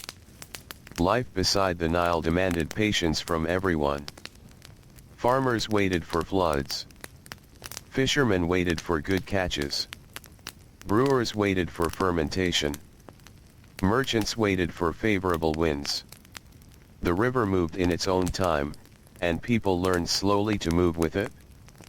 Back at the brewery, the old brewer finally stepped into the cool darkness of the storage room. The sudden shade felt almost soothing after the brightness outside. Rows of clay jars lined the walls from floor to ceiling. Some were sealed tightly with clay stoppers. Others remained partially open while fermentation continued inside. The room smelled deeply alive. Wet grain. Yeast. Damp clay. A faint sharpness from older beer nearing the end of fermentation. The brewer walked slowly between the vessels, resting one hand against a jar now and then as if greeting old companions. He had spent much of his life inside rooms like this. More years among brewing jars than anywhere else. He knew their sounds. A healthy fermentation whispered softly through bubbling foam. A spoiled batch carried sour bitterness sharp enough to notice from across the room. Even the temperature against the clay walls told him things younger workers often missed. One jar near the back caught his attention. Too warm. He crouched carefully beside it and lifted the cloth cover slightly. Foam pushed high against the rim. Fermenting too quickly. The brewer frowned gently. The afternoon heat had reached the mixture despite the thick walls surrounding the room. He called quietly for one of the younger workers. Together they moved the jar closer to the floor where the air remained cooler. Wet cloths were draped around its sides to lower the temperature slowly. Nothing could fully control Egyptian heat. Workers adapted as best they could. The young laborer asked a quiet question while adjusting the cloth. The old brewer answered patiently. This was how brewing knowledge survived. Not through grand instruction.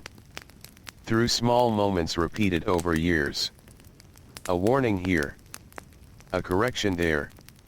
Hands guiding other hands. Outside, the shadows finally began growing longer again. The worst of the heat slowly loosened its grip on the village. Voices returned to the streets. Children reappeared chasing one another between homes while mothers prepared evening meals nearby. Merchants uncovered goods from beneath linen cloths and resumed trading in tired but calmer voices. The breeze from the Nile strengthened slightly. Workers across the village lifted their faces toward it almost unconsciously. At the brewery, finished jars were prepared for evening distribution. One group of laborers loaded beer onto a wooden cart bound for a nearby stoneworking camp. Another set aside smaller household jars for local families arriving with baskets and trade goods. Beer moved constantly through Egyptian life. A builder might drink it beneath unfinished temple walls. A farmer might carry it into the fields at dawn. A fisherman might sip it beside the river after sunset. Even religious festivals often included large quantities shared among priests, workers, musicians, and visitors. Though the brewery where the old brewer worked was modest compared to temple operations in larger cities, its labor still touched many lives along the river. One woman arrived carrying 2 empty household jars balanced against her hips. Her face looked exhausted. Dust covered the hem of her linen clothing. The old brewer recognized her immediately. Her husband worked on canal repairs south of the village and had injured his leg several days earlier. She traded grain for fresh beer quietly while a child waited beside her clutching a piece of bread. The old brewer filled the jars carefully. Perhaps a little more generously than required. The woman noticed but said nothing. She only bowed her head slightly before lifting the jars once again. Small kindnesses mattered. Especially during difficult seasons. As evening approached, the brewery courtyard softened into calmer rhythms. The ovens cooled gradually. The last mixing vats rested beneath cloth coverings. Water spilled across the packed earth while workers cleaned tools beside the well. One young laborer laughed softly after splashing another by accident. For a brief moment the courtyard felt lighter.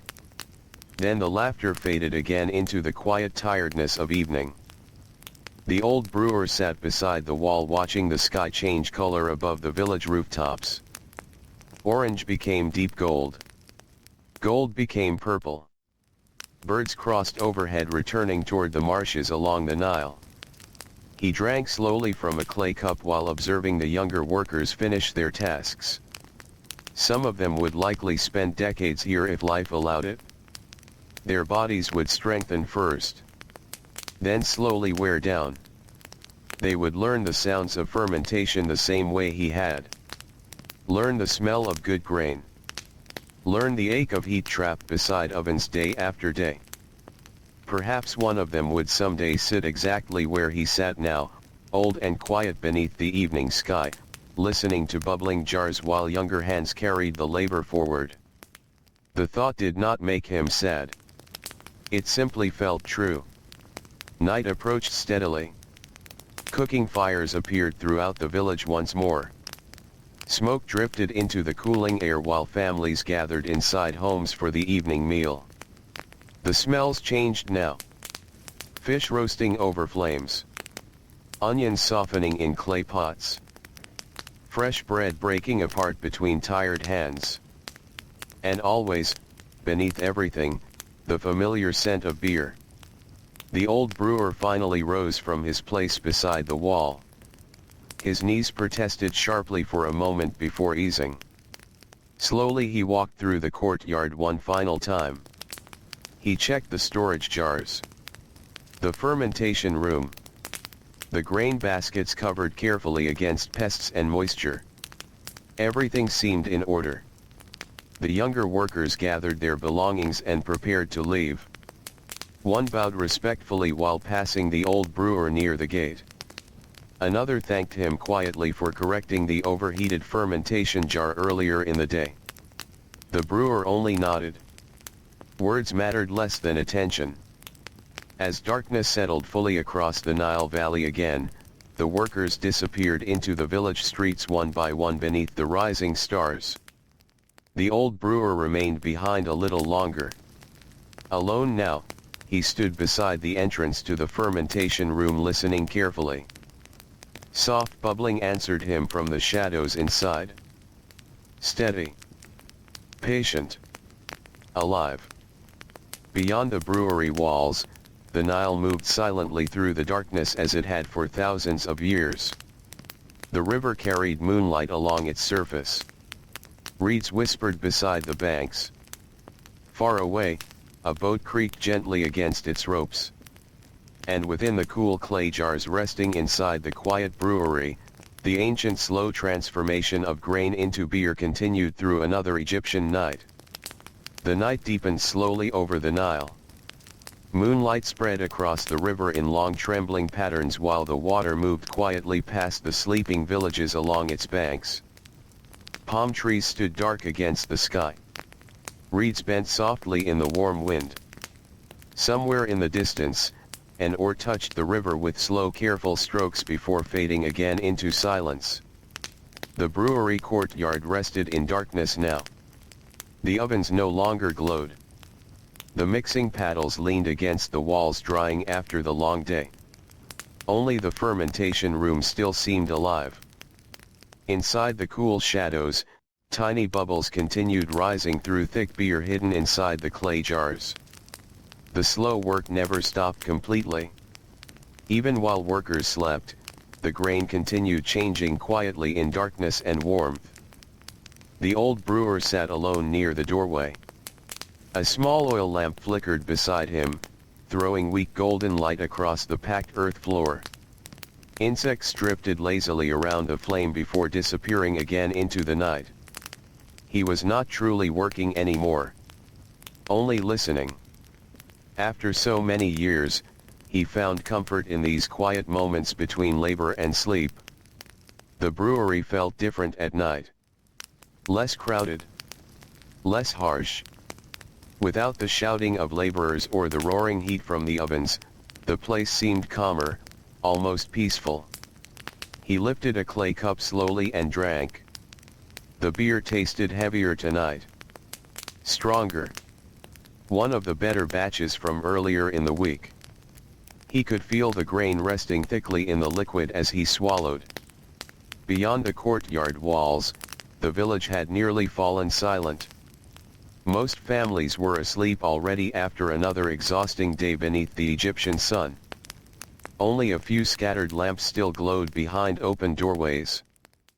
The old brewer thought about the workers sleeping now.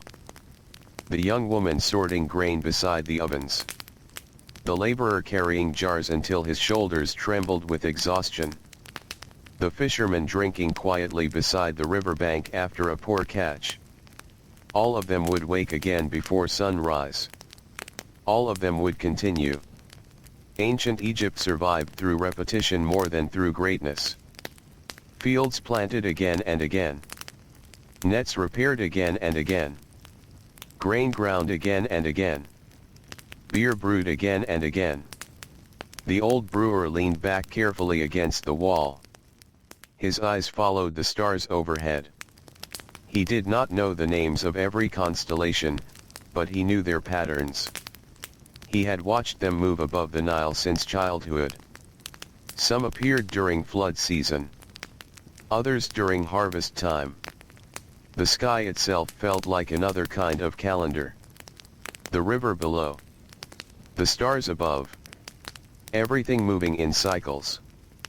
At last the old brewer stood slowly and carried the lamp into the fermentation room for one final inspection before sleep. The air inside felt cool compared to the lingering warmth outdoors.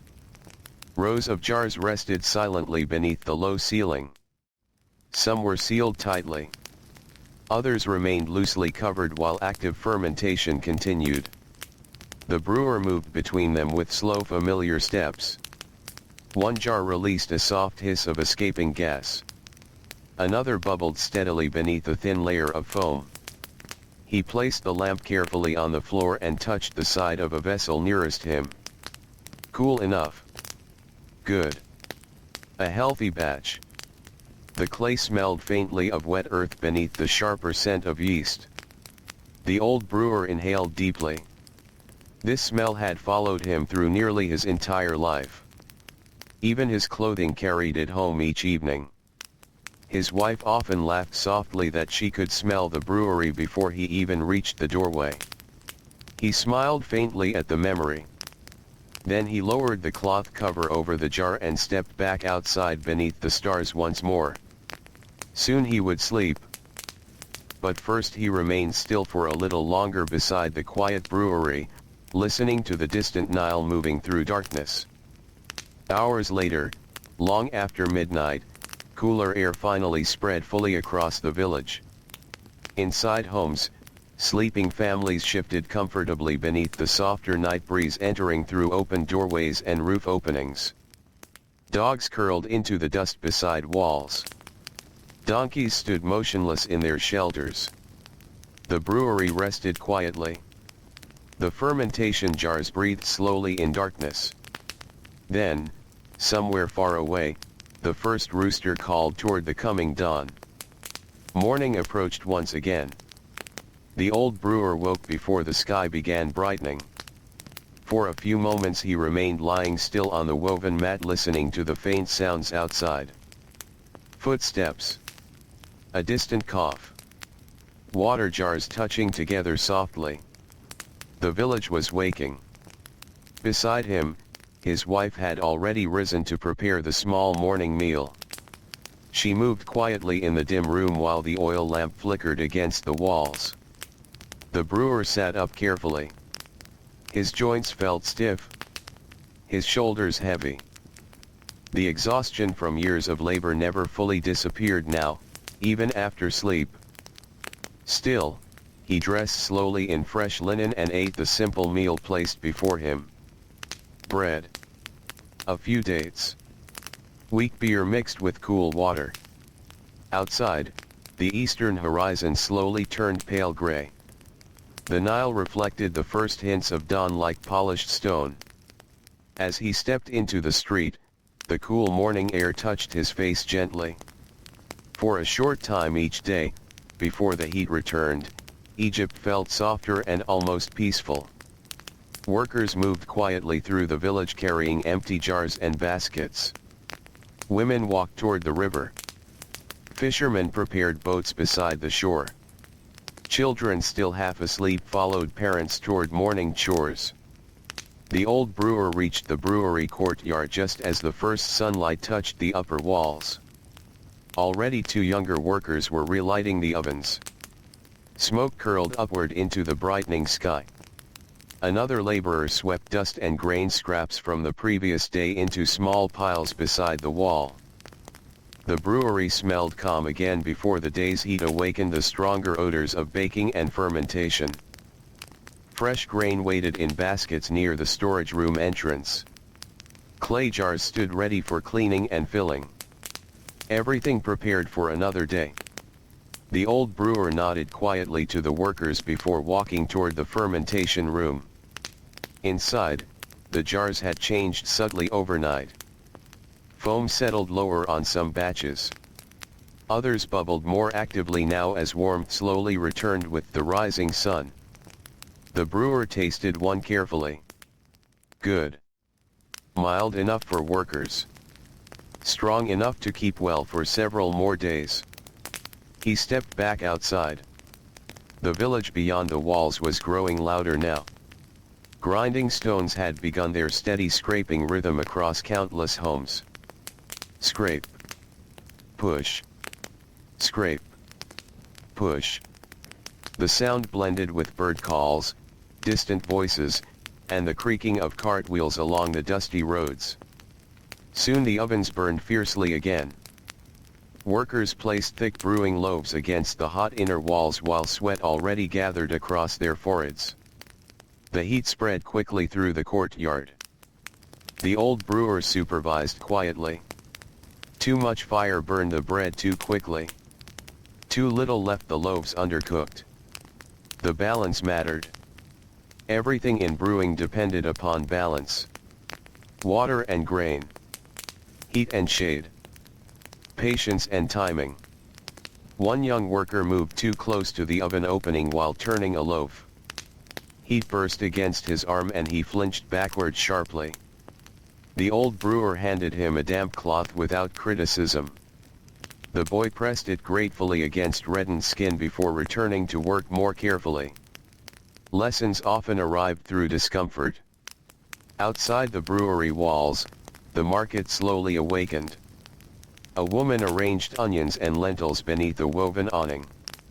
Nearby, a merchant unpacked jars of oil transported upriver during the night. Donkeys stamped impatiently beside loaded carts while children chased one another through narrow streets before adults called them back to chores. The smell of fresh bread drifted outward from the brewery into the village. Hungry people noticed immediately. Food scents traveled quickly through Egypt because everyone paid attention to them. Bread baking, fish cooking, beer fermenting. Such smells carried comfort in a world where hunger always remained close enough to remember. As morning advanced, the first mixing vats were prepared. Partially baked loaves were broken apart into warm water while workers stirred slowly using long wooden paddles. Steam rose thickly around them. The smell deepened. Warm grain, wet bread, yeast awakening in the heat. The old brewer watched carefully. The mixture thickened gradually as more bread dissolved into the liquid. A younger laborer carried additional water from the Nile, balancing 2 heavy jars across his shoulders. His breathing came hard by the time he crossed the courtyard. The brewer handed him a cup of weak beer immediately. The laborer drank deeply. Water alone often felt insufficient after hours beneath the sun. Beer carried grain and nourishment along with liquid. For many workers, it became as important as bread itself. By late morning the heat returned fully. Shadows shortened. Sweat darkened every worker's clothing. Flies gathered near damp grain scraps despite constant brushing hands. Still the brewery remained full of movement. Jars filled. Paddles stirred. Bread baked. Fermentation bubbled quietly in the shaded rooms. Near the entrance, a temple messenger arrived carrying a folded papyrus order requesting additional beer deliveries for a labor crew repairing stone walls farther north. The old brewer accepted the message calmly. More grain would need measuring. More jars prepared. The work never seemed to lessen for long. Yet there was comfort in that too. Routine filled the days. Routine carried people forward. Outside, the Nile continued flowing beside the village beneath the bright Egyptian sky. Fishing boats drifted slowly across the water. Farmers bent over green fields beyond the riverbanks. Children carried water jars along dusty paths.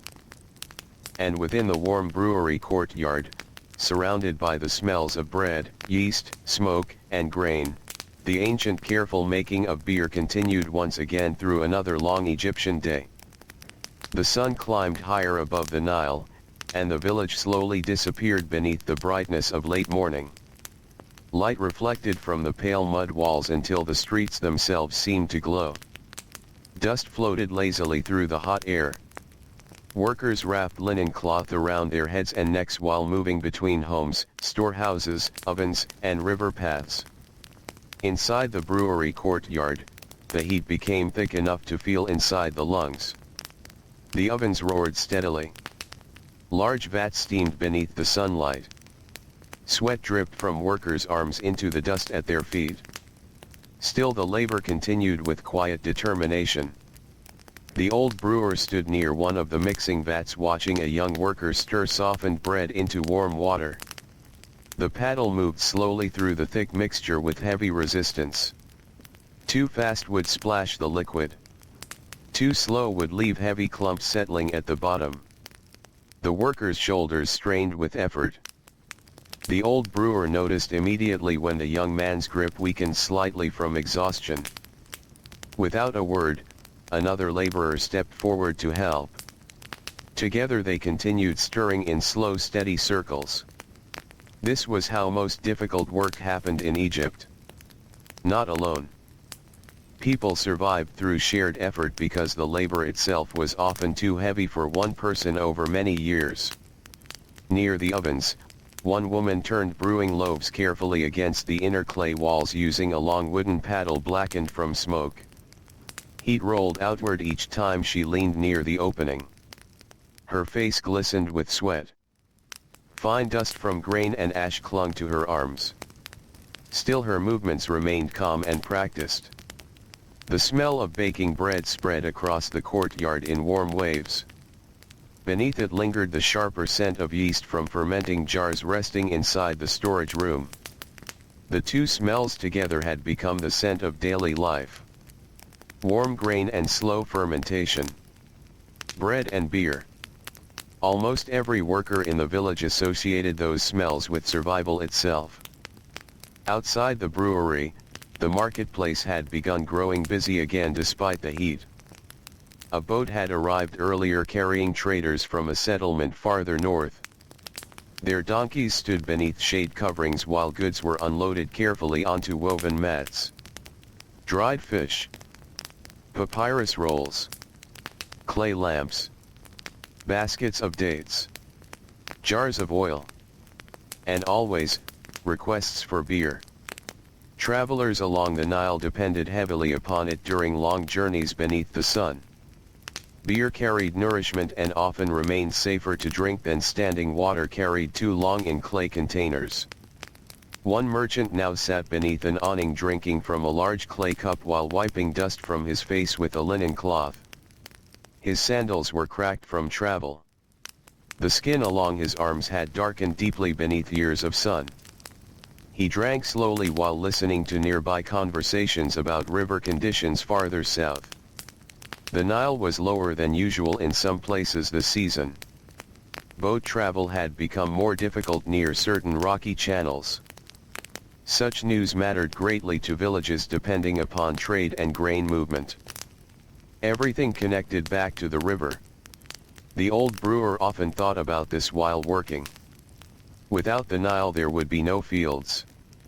Without fields there would be no grain. Without grain there would be no bread or beer.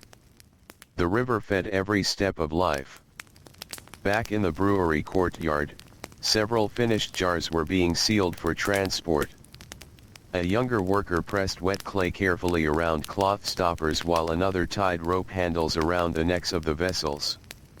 These jars would leave before dawn tomorrow aboard a cargo boat traveling north. The old brewer inspected each one carefully. Cracks hidden in the clay could ruin entire shipments. Heat during travel sometimes spoiled weaker batches. Everything required attention. Nearby, one laborer sat briefly against the wall massaging his wrists after lifting heavy jars all morning. His hands shook faintly from fatigue.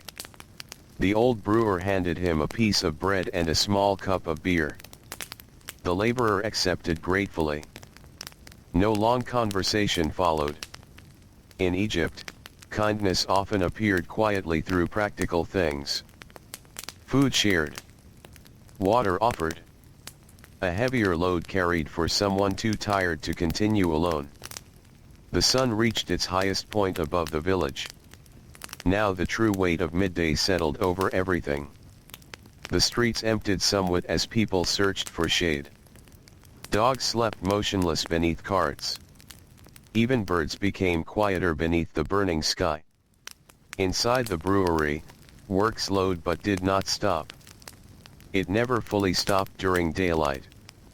The fermentation room remained cooler than the courtyard, and several workers retreated there temporarily while straining older batches into storage jars. The room smelled thick with yeast and damp clay. Dim sunlight entered through narrow openings near the ceiling, falling across rows of vessels resting silently in the shadows. The old brewer crouched beside one jar and dipped a small cup into the beer. He tasted carefully.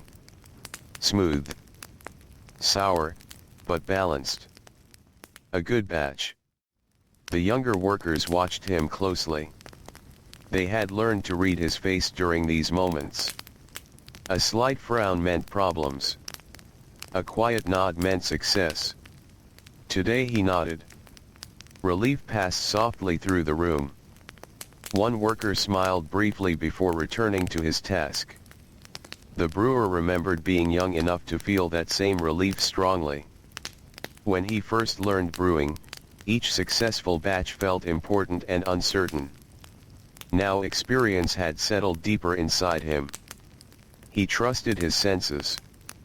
Trusted the rhythm of the process. Still, even after all these years, he never became careless. Fermentation punished carelessness quickly.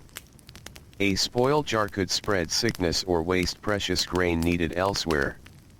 The old brewer rose slowly from his crouched position, joints stiff, and stepped back into the courtyard.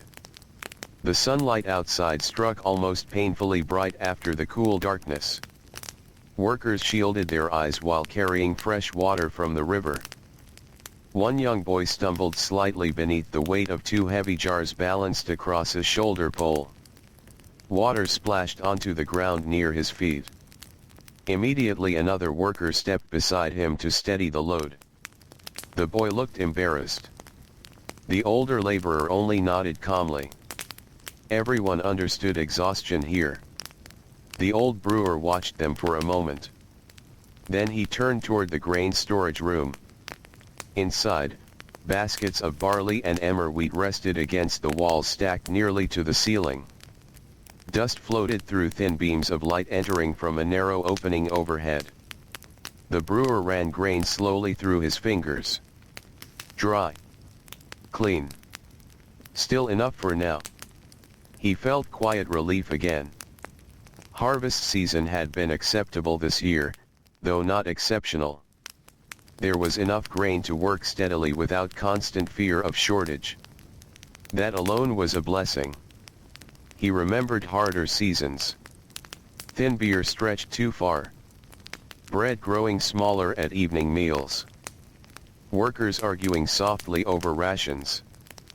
The Nile decided much of Egypt's happiness long before kings or officials ever spoke.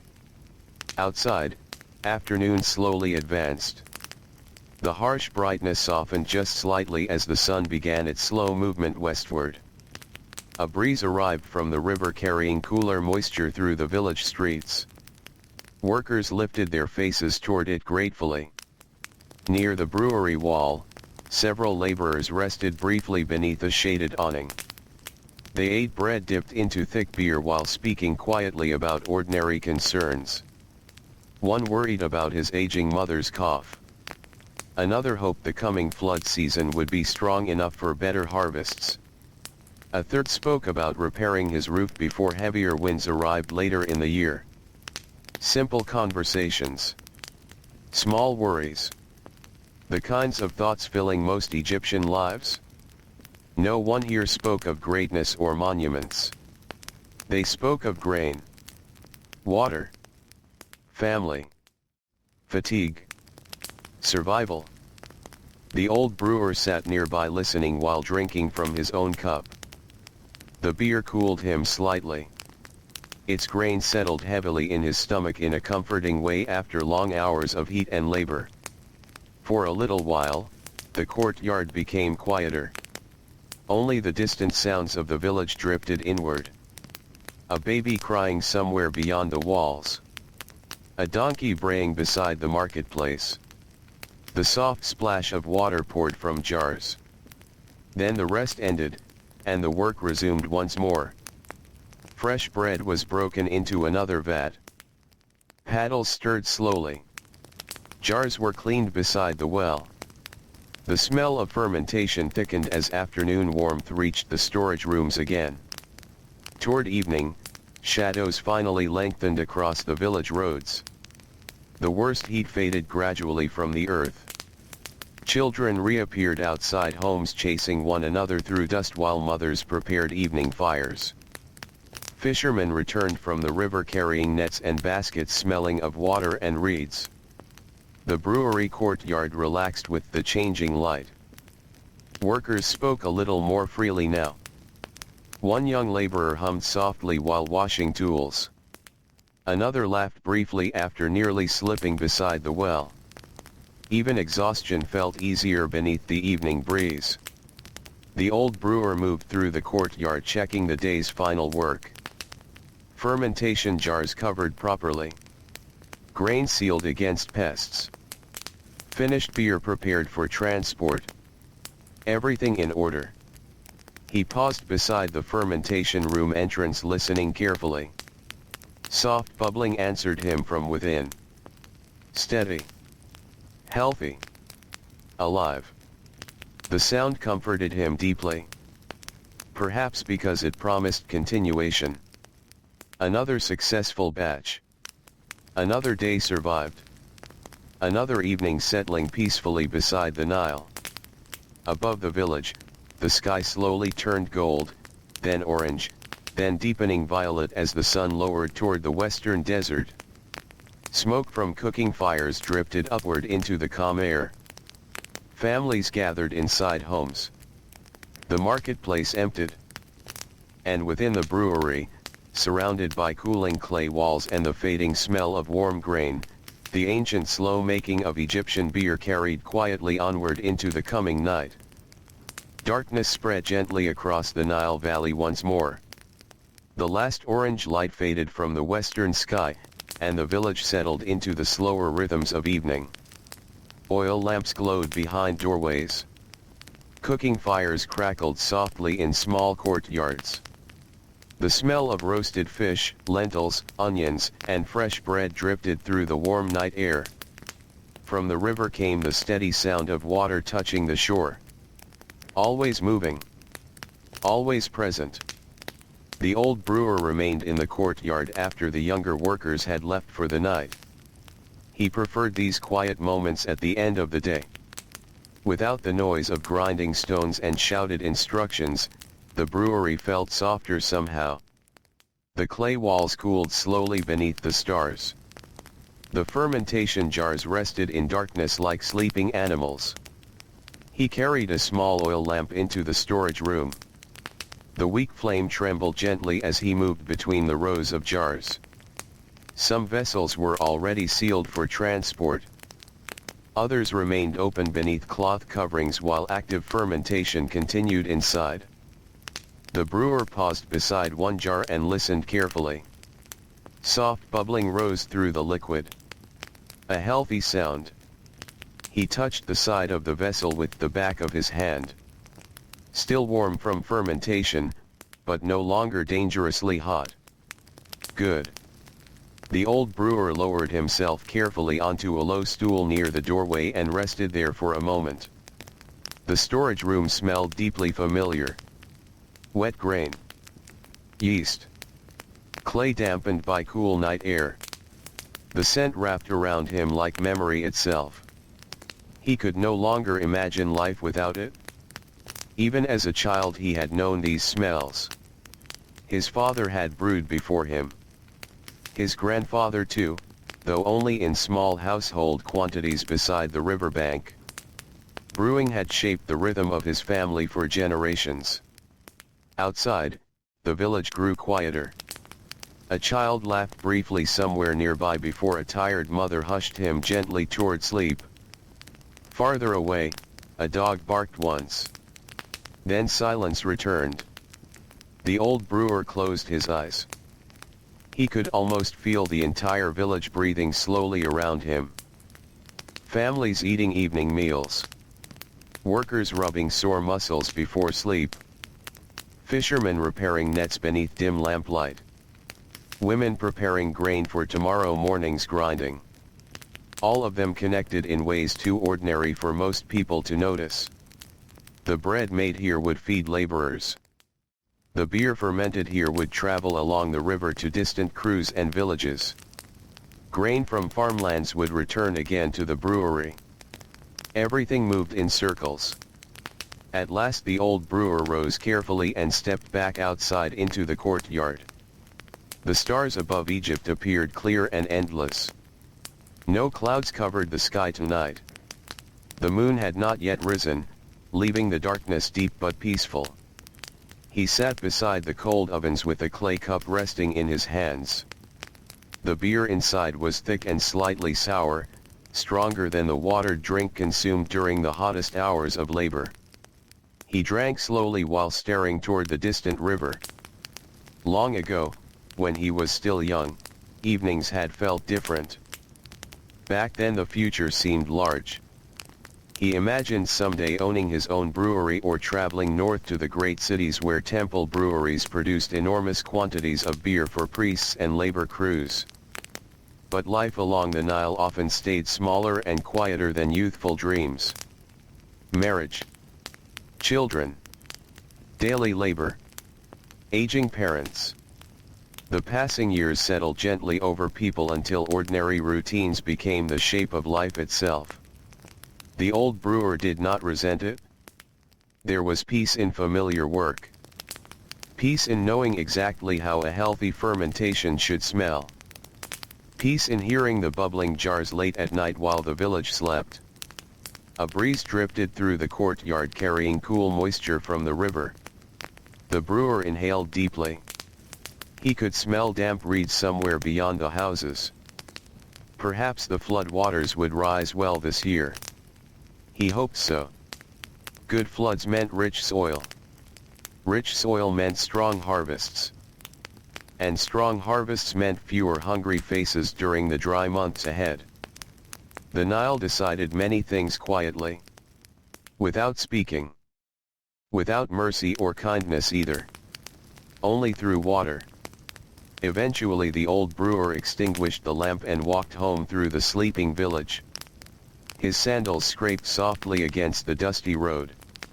Most homes were dark now. A few rooftop sleepers rested beneath the open sky where cooler air moved more freely. Others slept indoors beside fading oil lamps and empty clay cups. At his doorway, the brewer paused briefly before entering. Inside, his wife already slept soundly on the woven mat near the back wall. The room smelled faintly of lamp smoke and warm clay. The brewer lay down carefully beside her. Outside, the Nile continued flowing beneath the stars. And inside the brewery, hidden in darkness, the beer continued fermenting slowly through the night. Hours passed quietly. The moon finally rose above the eastern desert, casting pale light across the river and village rooftops. Palm leaves shifted softly in the breeze. Frogs called from the marshes near the shore. Then, as always, morning slowly returned. Before sunrise, workers began waking throughout the village. The first sounds were small. A door opening. Water jars touching together. Someone coughing softly in the darkness. Then gradually the village awakened fully. The old brewer rose stiffly from sleep while the eastern horizon still remained gray. His wife handed him a small cup of weak beer mixed with water and a piece of leftover bread from the evening meal. He ate quietly. Outside, the pre-dawn air felt cool against his skin. For a short time each morning, Egypt belonged to softness instead of heat. The old brewer walked slowly toward the brewery. Along the way he passed women carrying empty jars toward the riverbank. Fishermen prepared nets beside moored boats. Young boys gathered bundles of reeds for fuel. Everyone moved with sleepy calm before the day's labor truly began. When the brewer reached the courtyard, several younger workers were already there. One swept dust from the floor. Another arranged fresh grain baskets near the grinding area. A third cleaned the mixing paddles beside the well. The old brewer nodded in approval. The younger laborers had begun understanding the importance of preparation before sunrise. Once the heat arrived fully, every unfinished task became more difficult. Soon the ovens were relit. Flames flickered beneath blackened clay chambers while smoke rose slowly into the brightening sky. The grinding stones began their steady rhythm again. Scrape. Push. Scrape. Push. The sound echoed through the village as naturally as birdsong. Nearby, Women poured barley and emmer wheat carefully onto flat grinding surfaces while children gathered stray grain into baskets. The work demanded patience more than speed. Grinding too quickly scattered flour into the air and wasted precious grain. One young worker yawned while carrying water jars from the river. The old brewer handed him a small piece of bread without speaking. The laborer smiled tiredly and continued working. Morning light spread fully across the village now. The Nile gleamed silver blue beneath the rising sun. Fishing boats drifted slowly through the calm water while distant voices carried faintly across the shore. Inside the brewery courtyard, the first brewing loaves entered the ovens. Heat surged outward immediately. Workers squinted against the brightness inside the clay chambers while turning bread carefully using long wooden paddles. Sweat already gathered along their necks despite the early hour. The smell of baking grain spread quickly through the air. Warm. Heavy. Comforting. Soon it drifted beyond the brewery walls into nearby streets where villagers beginning their morning chores inhaled deeply almost without noticing. Food smells shaped life here. They carried comfort, memory, and survival all at once. The old brewer checked yesterday's fermenting batches while the bread baked. One jar near the back of the storage room worried him slightly. The foam had settled too quickly. He tasted the beer carefully. Weak. Not spoiled, but weaker than expected. Perhaps the grain had been poorer quality than it first appeared. Perhaps the overnight cooling had slowed fermentation too much. The old brewer frowned thoughtfully. Not every batch could be perfect. Still, he made a mental note to adjust the next mixture slightly. More bread. Less water. Brewing always required adaptation. Outside, the village grew louder as the day advanced. Merchants opened market stalls beneath linen awnings. Donkeys pulled carts loaded with baskets and pottery jars. Children carried fuel and water between homes while mothers prepared the first meals of the day. The old brewer stepped back into the courtyard. The younger workers were breaking apart fresh loaves into steaming vats of warm water now. Clouds of vapor rose around them. The smell deepened. Wet grain. Fresh bread. Yeast slowly awakening. One laborer stirred the mixture while another added water carefully from a clay jar balanced against his shoulder. The old brewer watched silently for a few moments. Then he nodded once. Good. The day's brewing had begun well. As the sun climbed higher above the Nile once again, the endless ancient rhythm continued beside the river. Bread baked. Grain dissolved. Jars bubbled quietly in the shade. And through another slow Egyptian morning filled with heat, dust, smoke, and the comforting smell of fermentation, the making of beer carried steadily onward. The village was already deep into the day when the sun began pressing harder across the land. By late morning, the light had turned sharp and bright, reflecting off the pale mud brick walls until everything seemed washed in heat. Dust rose easily with every step, hanging in the air for a moment before drifting away toward the river. Inside the brewery courtyard, the rhythm of work continued without pause. Not fast. Not slow. Just steady, like breathing. The ovens burned constantly now, their clay bodies holding a fierce inner heat that rolled outward in waves. Workers moved in careful patterns around them, turning loaves at the right moment, pulling them back before they burned too deeply, and laying them aside on reed mats to cool just enough before being broken into brewing vats. The old brewer stood near the center of it all, watching quietly. His presence was calm, almost still, while everything around him moved. A young worker carried a basket of bread toward a large clay vat, but paused briefly to wipe sweat from his face. His arms trembled slightly from exhaustion, though the workday was still far from over. Without speaking, another worker stepped beside him and helped lift the basket. Together they tipped the bread into warm water. It softened immediately. The smell rose gently into the air, warm grain dissolving into liquid, carrying a scent that filled the courtyard like memory itself. Nearby, a woman adjusted her head covering and leaned over a grinding stone. Her movements had slowed slightly from fatigue, but her hands continued with practiced rhythm.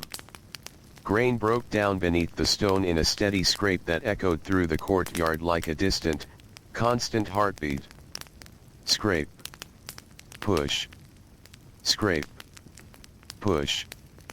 Even when no one spoke, the sound of labor filled the space completely. The old brewer walked slowly toward the fermentation room entrance. The shade inside offered relief from the harsh brightness outside. The air felt cooler here, thick with the mixed scents of yeast, damp clay, and stored grain. Rows of jars stood quietly along the walls. Some were still early in fermentation, barely bubbling.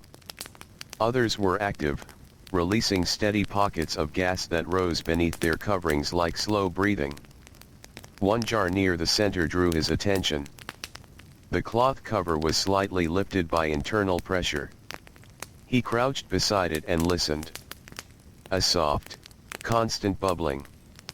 Healthy. He touched the clay gently. Warm, but stable. He exhaled slowly. In a place like Egypt, where heat could easily destroy food and spoil supplies, stability was something worth noticing. A good fermentation meant food would last. It meant workers would be fed. It meant the next day could be faced without fear of shortage. Outside again, the sun had climbed even higher. The courtyard shimmered with heat. Flies moved lazily around damp grain scattered near the baking area. Workers brushed them away absently while continuing their tasks, too focused on the demands of the day to be distracted for long. A cart arrived at the gate carrying empty jars from a nearby settlement. The driver looked exhausted from travel. Dust covered his arms and face so heavily that his skin color was almost indistinguishable beneath it. He stepped down from the cart slowly and stretched his back, wincing slightly. The old brewer greeted him with a nod.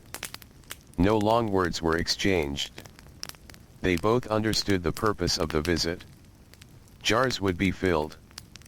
Beer would travel. Another cycle would continue along the river. While workers unloaded the empty vessels, the driver accepted a cup of watered beer and sat in the shade of the courtyard wall. He drank slowly, closing his eyes for a moment. The brewery offered a brief pause from the road. Only briefly. He would leave again before evening, continuing north along the Nile until another village or temple estate required supplies. Life on the river was always in motion.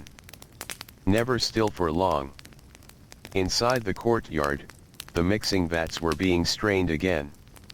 Thick liquid poured through woven filters, leaving behind coarse grain pulp that would later be used as animal feed or discarded depending on quality. The beer collected slowly in large clay jars arranged in rows. It was cloudy. Thick. Alive with fermentation still continuing inside it. One young worker dipped a cup into the fresh batch and tasted it cautiously. He paused. Then nodded with quiet satisfaction. The taste was strong enough. The old brewer watched him closely. That reaction mattered more than words. It meant the batch had taken correctly. It meant the day's labor had not been wasted. A short distance away, the grinding stones never stopped. Even when arms grew tired, others took over. Even when one worker stepped away, another replaced them. The sound remained constant through the courtyard. Scrape. Push. Scrape. Push. Time in the brewery was measured not by hours, but by tasks completed. By bread baked. By vats filled. by jars sealed. As midday approached, the heat became overwhelming again. Workers began taking turns resting briefly in the deepest shade near the storage rooms. Not long rests. Only enough to drink a little beer, breathe more slowly, and recover just enough strength to continue. The old brewer sat with them for a short time. He did not speak much. He rarely needed to. His presence alone seemed to settle the rhythm of the courtyard, like a steady point in the middle of constant motion. A young laborer sat nearby holding his knees close to his chest. His face was flushed from heat. He drank slowly from a clay cup, then wiped his mouth with the back of his hand. The old brewer noticed the boy's hands shaking slightly. Not from fear. From exhaustion. He reached into a basket and handed him a piece of bread soaked lightly in beer. The boy accepted it without hesitation. These small acts were ordinary here. No one called them kindness. They were simply survival. Outside the walls, the Nile continued its slow movement under the burning sky. Fishermen pulled nets from shimmering water. Farmers adjusted irrigation channels to guide scarce flow into dry fields. Children carried water jars that felt heavier as the day grew hotter. Everything bent slightly under the pressure of the sun, yet nothing fully stopped. Even the river did not pause. By late afternoon, the light softened just slightly. Not because the heat had truly ended, but because the sun had begun its long descent toward the western desert. Shadows stretched longer across the courtyard floor. The workers moved with renewed energy, sensing that the hardest part of the day was slowly passing. Finished beer was now being sealed for transport. Clay lids were pressed firmly over jar openings. Wet clay was smoothed around the edges to prevent air from entering during travel. Ropes were tied around the necks of vessels. Each jar was lifted carefully onto carts or carried towards storage rooms depending on destination. One group prepared a shipment for a temple estate farther upriver. Another set aside smaller jars for local households arriving before evening. The old brewer checked each batch with quiet attention. Not inspecting for perfection. Only for safety. Only for stability.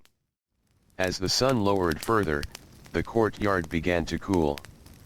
The ovens dimmed. The grinding stones slowed. The sharp urgency of midday labor softened into something gentler. A worker splashed water over his face beside the well and laughed quietly at something another man said. The sound was brief, but it lingered in the air longer than expected. Even exhaustion could carry lightness when the worst heat passed. The old brewer stood at the edge of the courtyard watching the sky shift color again. Orange light spread across the rooftops. The Nile reflected it in soft broken patterns. He thought, as he often did, about how the river shaped everything here without ever speaking. It brought grain. It took floods. It fed fields. It changed lives slowly and constantly, like breath. Inside the brewery, fermentation jars continued their quiet work as the day ended. Tiny bubbles still rose beneath cloth coverings. Beer slowly matured in darkness and warmth. And as evening returned once again over ancient Egypt, the cycle of grain, water, fire, and patience continued without interruption, carried forward by ordinary hands along the endless river. Night returned to the Nile in the same gentle way it always had. Not suddenly, not with noise, but slowly, as if the world itself was lowering its voice. The last light faded behind the western desert, and the sky turned deep and soft above the river. Stars appeared one by one, until the darkness was filled with them, scattered like quiet sparks across an endless ceiling. The village settled into stillness. Cooking fires dimmed. Voices disappeared into homes. Doors closed one by one, leaving only the faint glow of oil lamps resting behind clay walls. The brewery was quiet now. Not empty, but resting. Inside the storage rooms, clay jars stood in rows, holding their slow, unseen transformation. The beer within them was no longer just grain and water and bread. It had become something different through time alone. Something shaped by heat, by patience, and by the steady rhythm of days that never truly changed. The old brewer moved slowly through the courtyard one last time. His footsteps were soft against the packed earth. He did not rush. There was nowhere to rush to. The ovens were cold now, dark hollow shapes that still carried the memory of fire. The grinding stones stood still, no longer scraping grain into dust. The mixing vats had been cleaned and left to dry under the night air. Everything waited for tomorrow. As it always had. He paused near the doorway of the fermentation room and listened. Inside, the beer still breathed faintly. A soft, almost living sound. Bubbling that continued even while the world slept. He placed one hand gently against the cool clay of a jar. It felt steady beneath his palm. Reliable. The old brewer closed his eyes for a moment. He thought of the workers who had left earlier. The young hands that stirred grain into water. The tired bodies that carried jars under the sun. The quiet moments when someone shared bread or water without speaking. None of it felt small. It all formed the shape of life here. Simple work. Repeated work. Work tied to the river that never stopped moving. Outside the courtyard walls, the Nile flowed silently under the stars. It reflected the night sky in broken pieces of light, always shifting, always returning. Along its banks, reeds moved softly in the breeze. Far away, a boat creaked once against its rope and then settled again into stillness. The world felt wide and quiet at the same time. The old brewer stepped away from the storage room and looked up at the sky. He had seen these stars all his life. They had never changed in a way he could notice. They rose. They crossed the sky. They returned again. Like the river. Like the grain. Like the beer. Everything in his world moved in cycles so steady they became almost invisible. He walked slowly out of the brewery and into the sleeping village. No one was awake to see him pass. Only the night knew his footsteps. When he reached his home, his wife was already asleep, her breathing calm in the dim light of a fading oil lamp. The room was warm from the day, but the night breeze was beginning to cool it gently. He lay down beside her without speaking. Sleep came quietly. Not all at once. But slowly, like everything else in his life. Across the village, people slept under the same sky. Farmers rested after long days in the fields. Fishermen lay near the river, still smelling faintly of water and reeds. Workers curled on woven mats with tired hands and heavy muscles.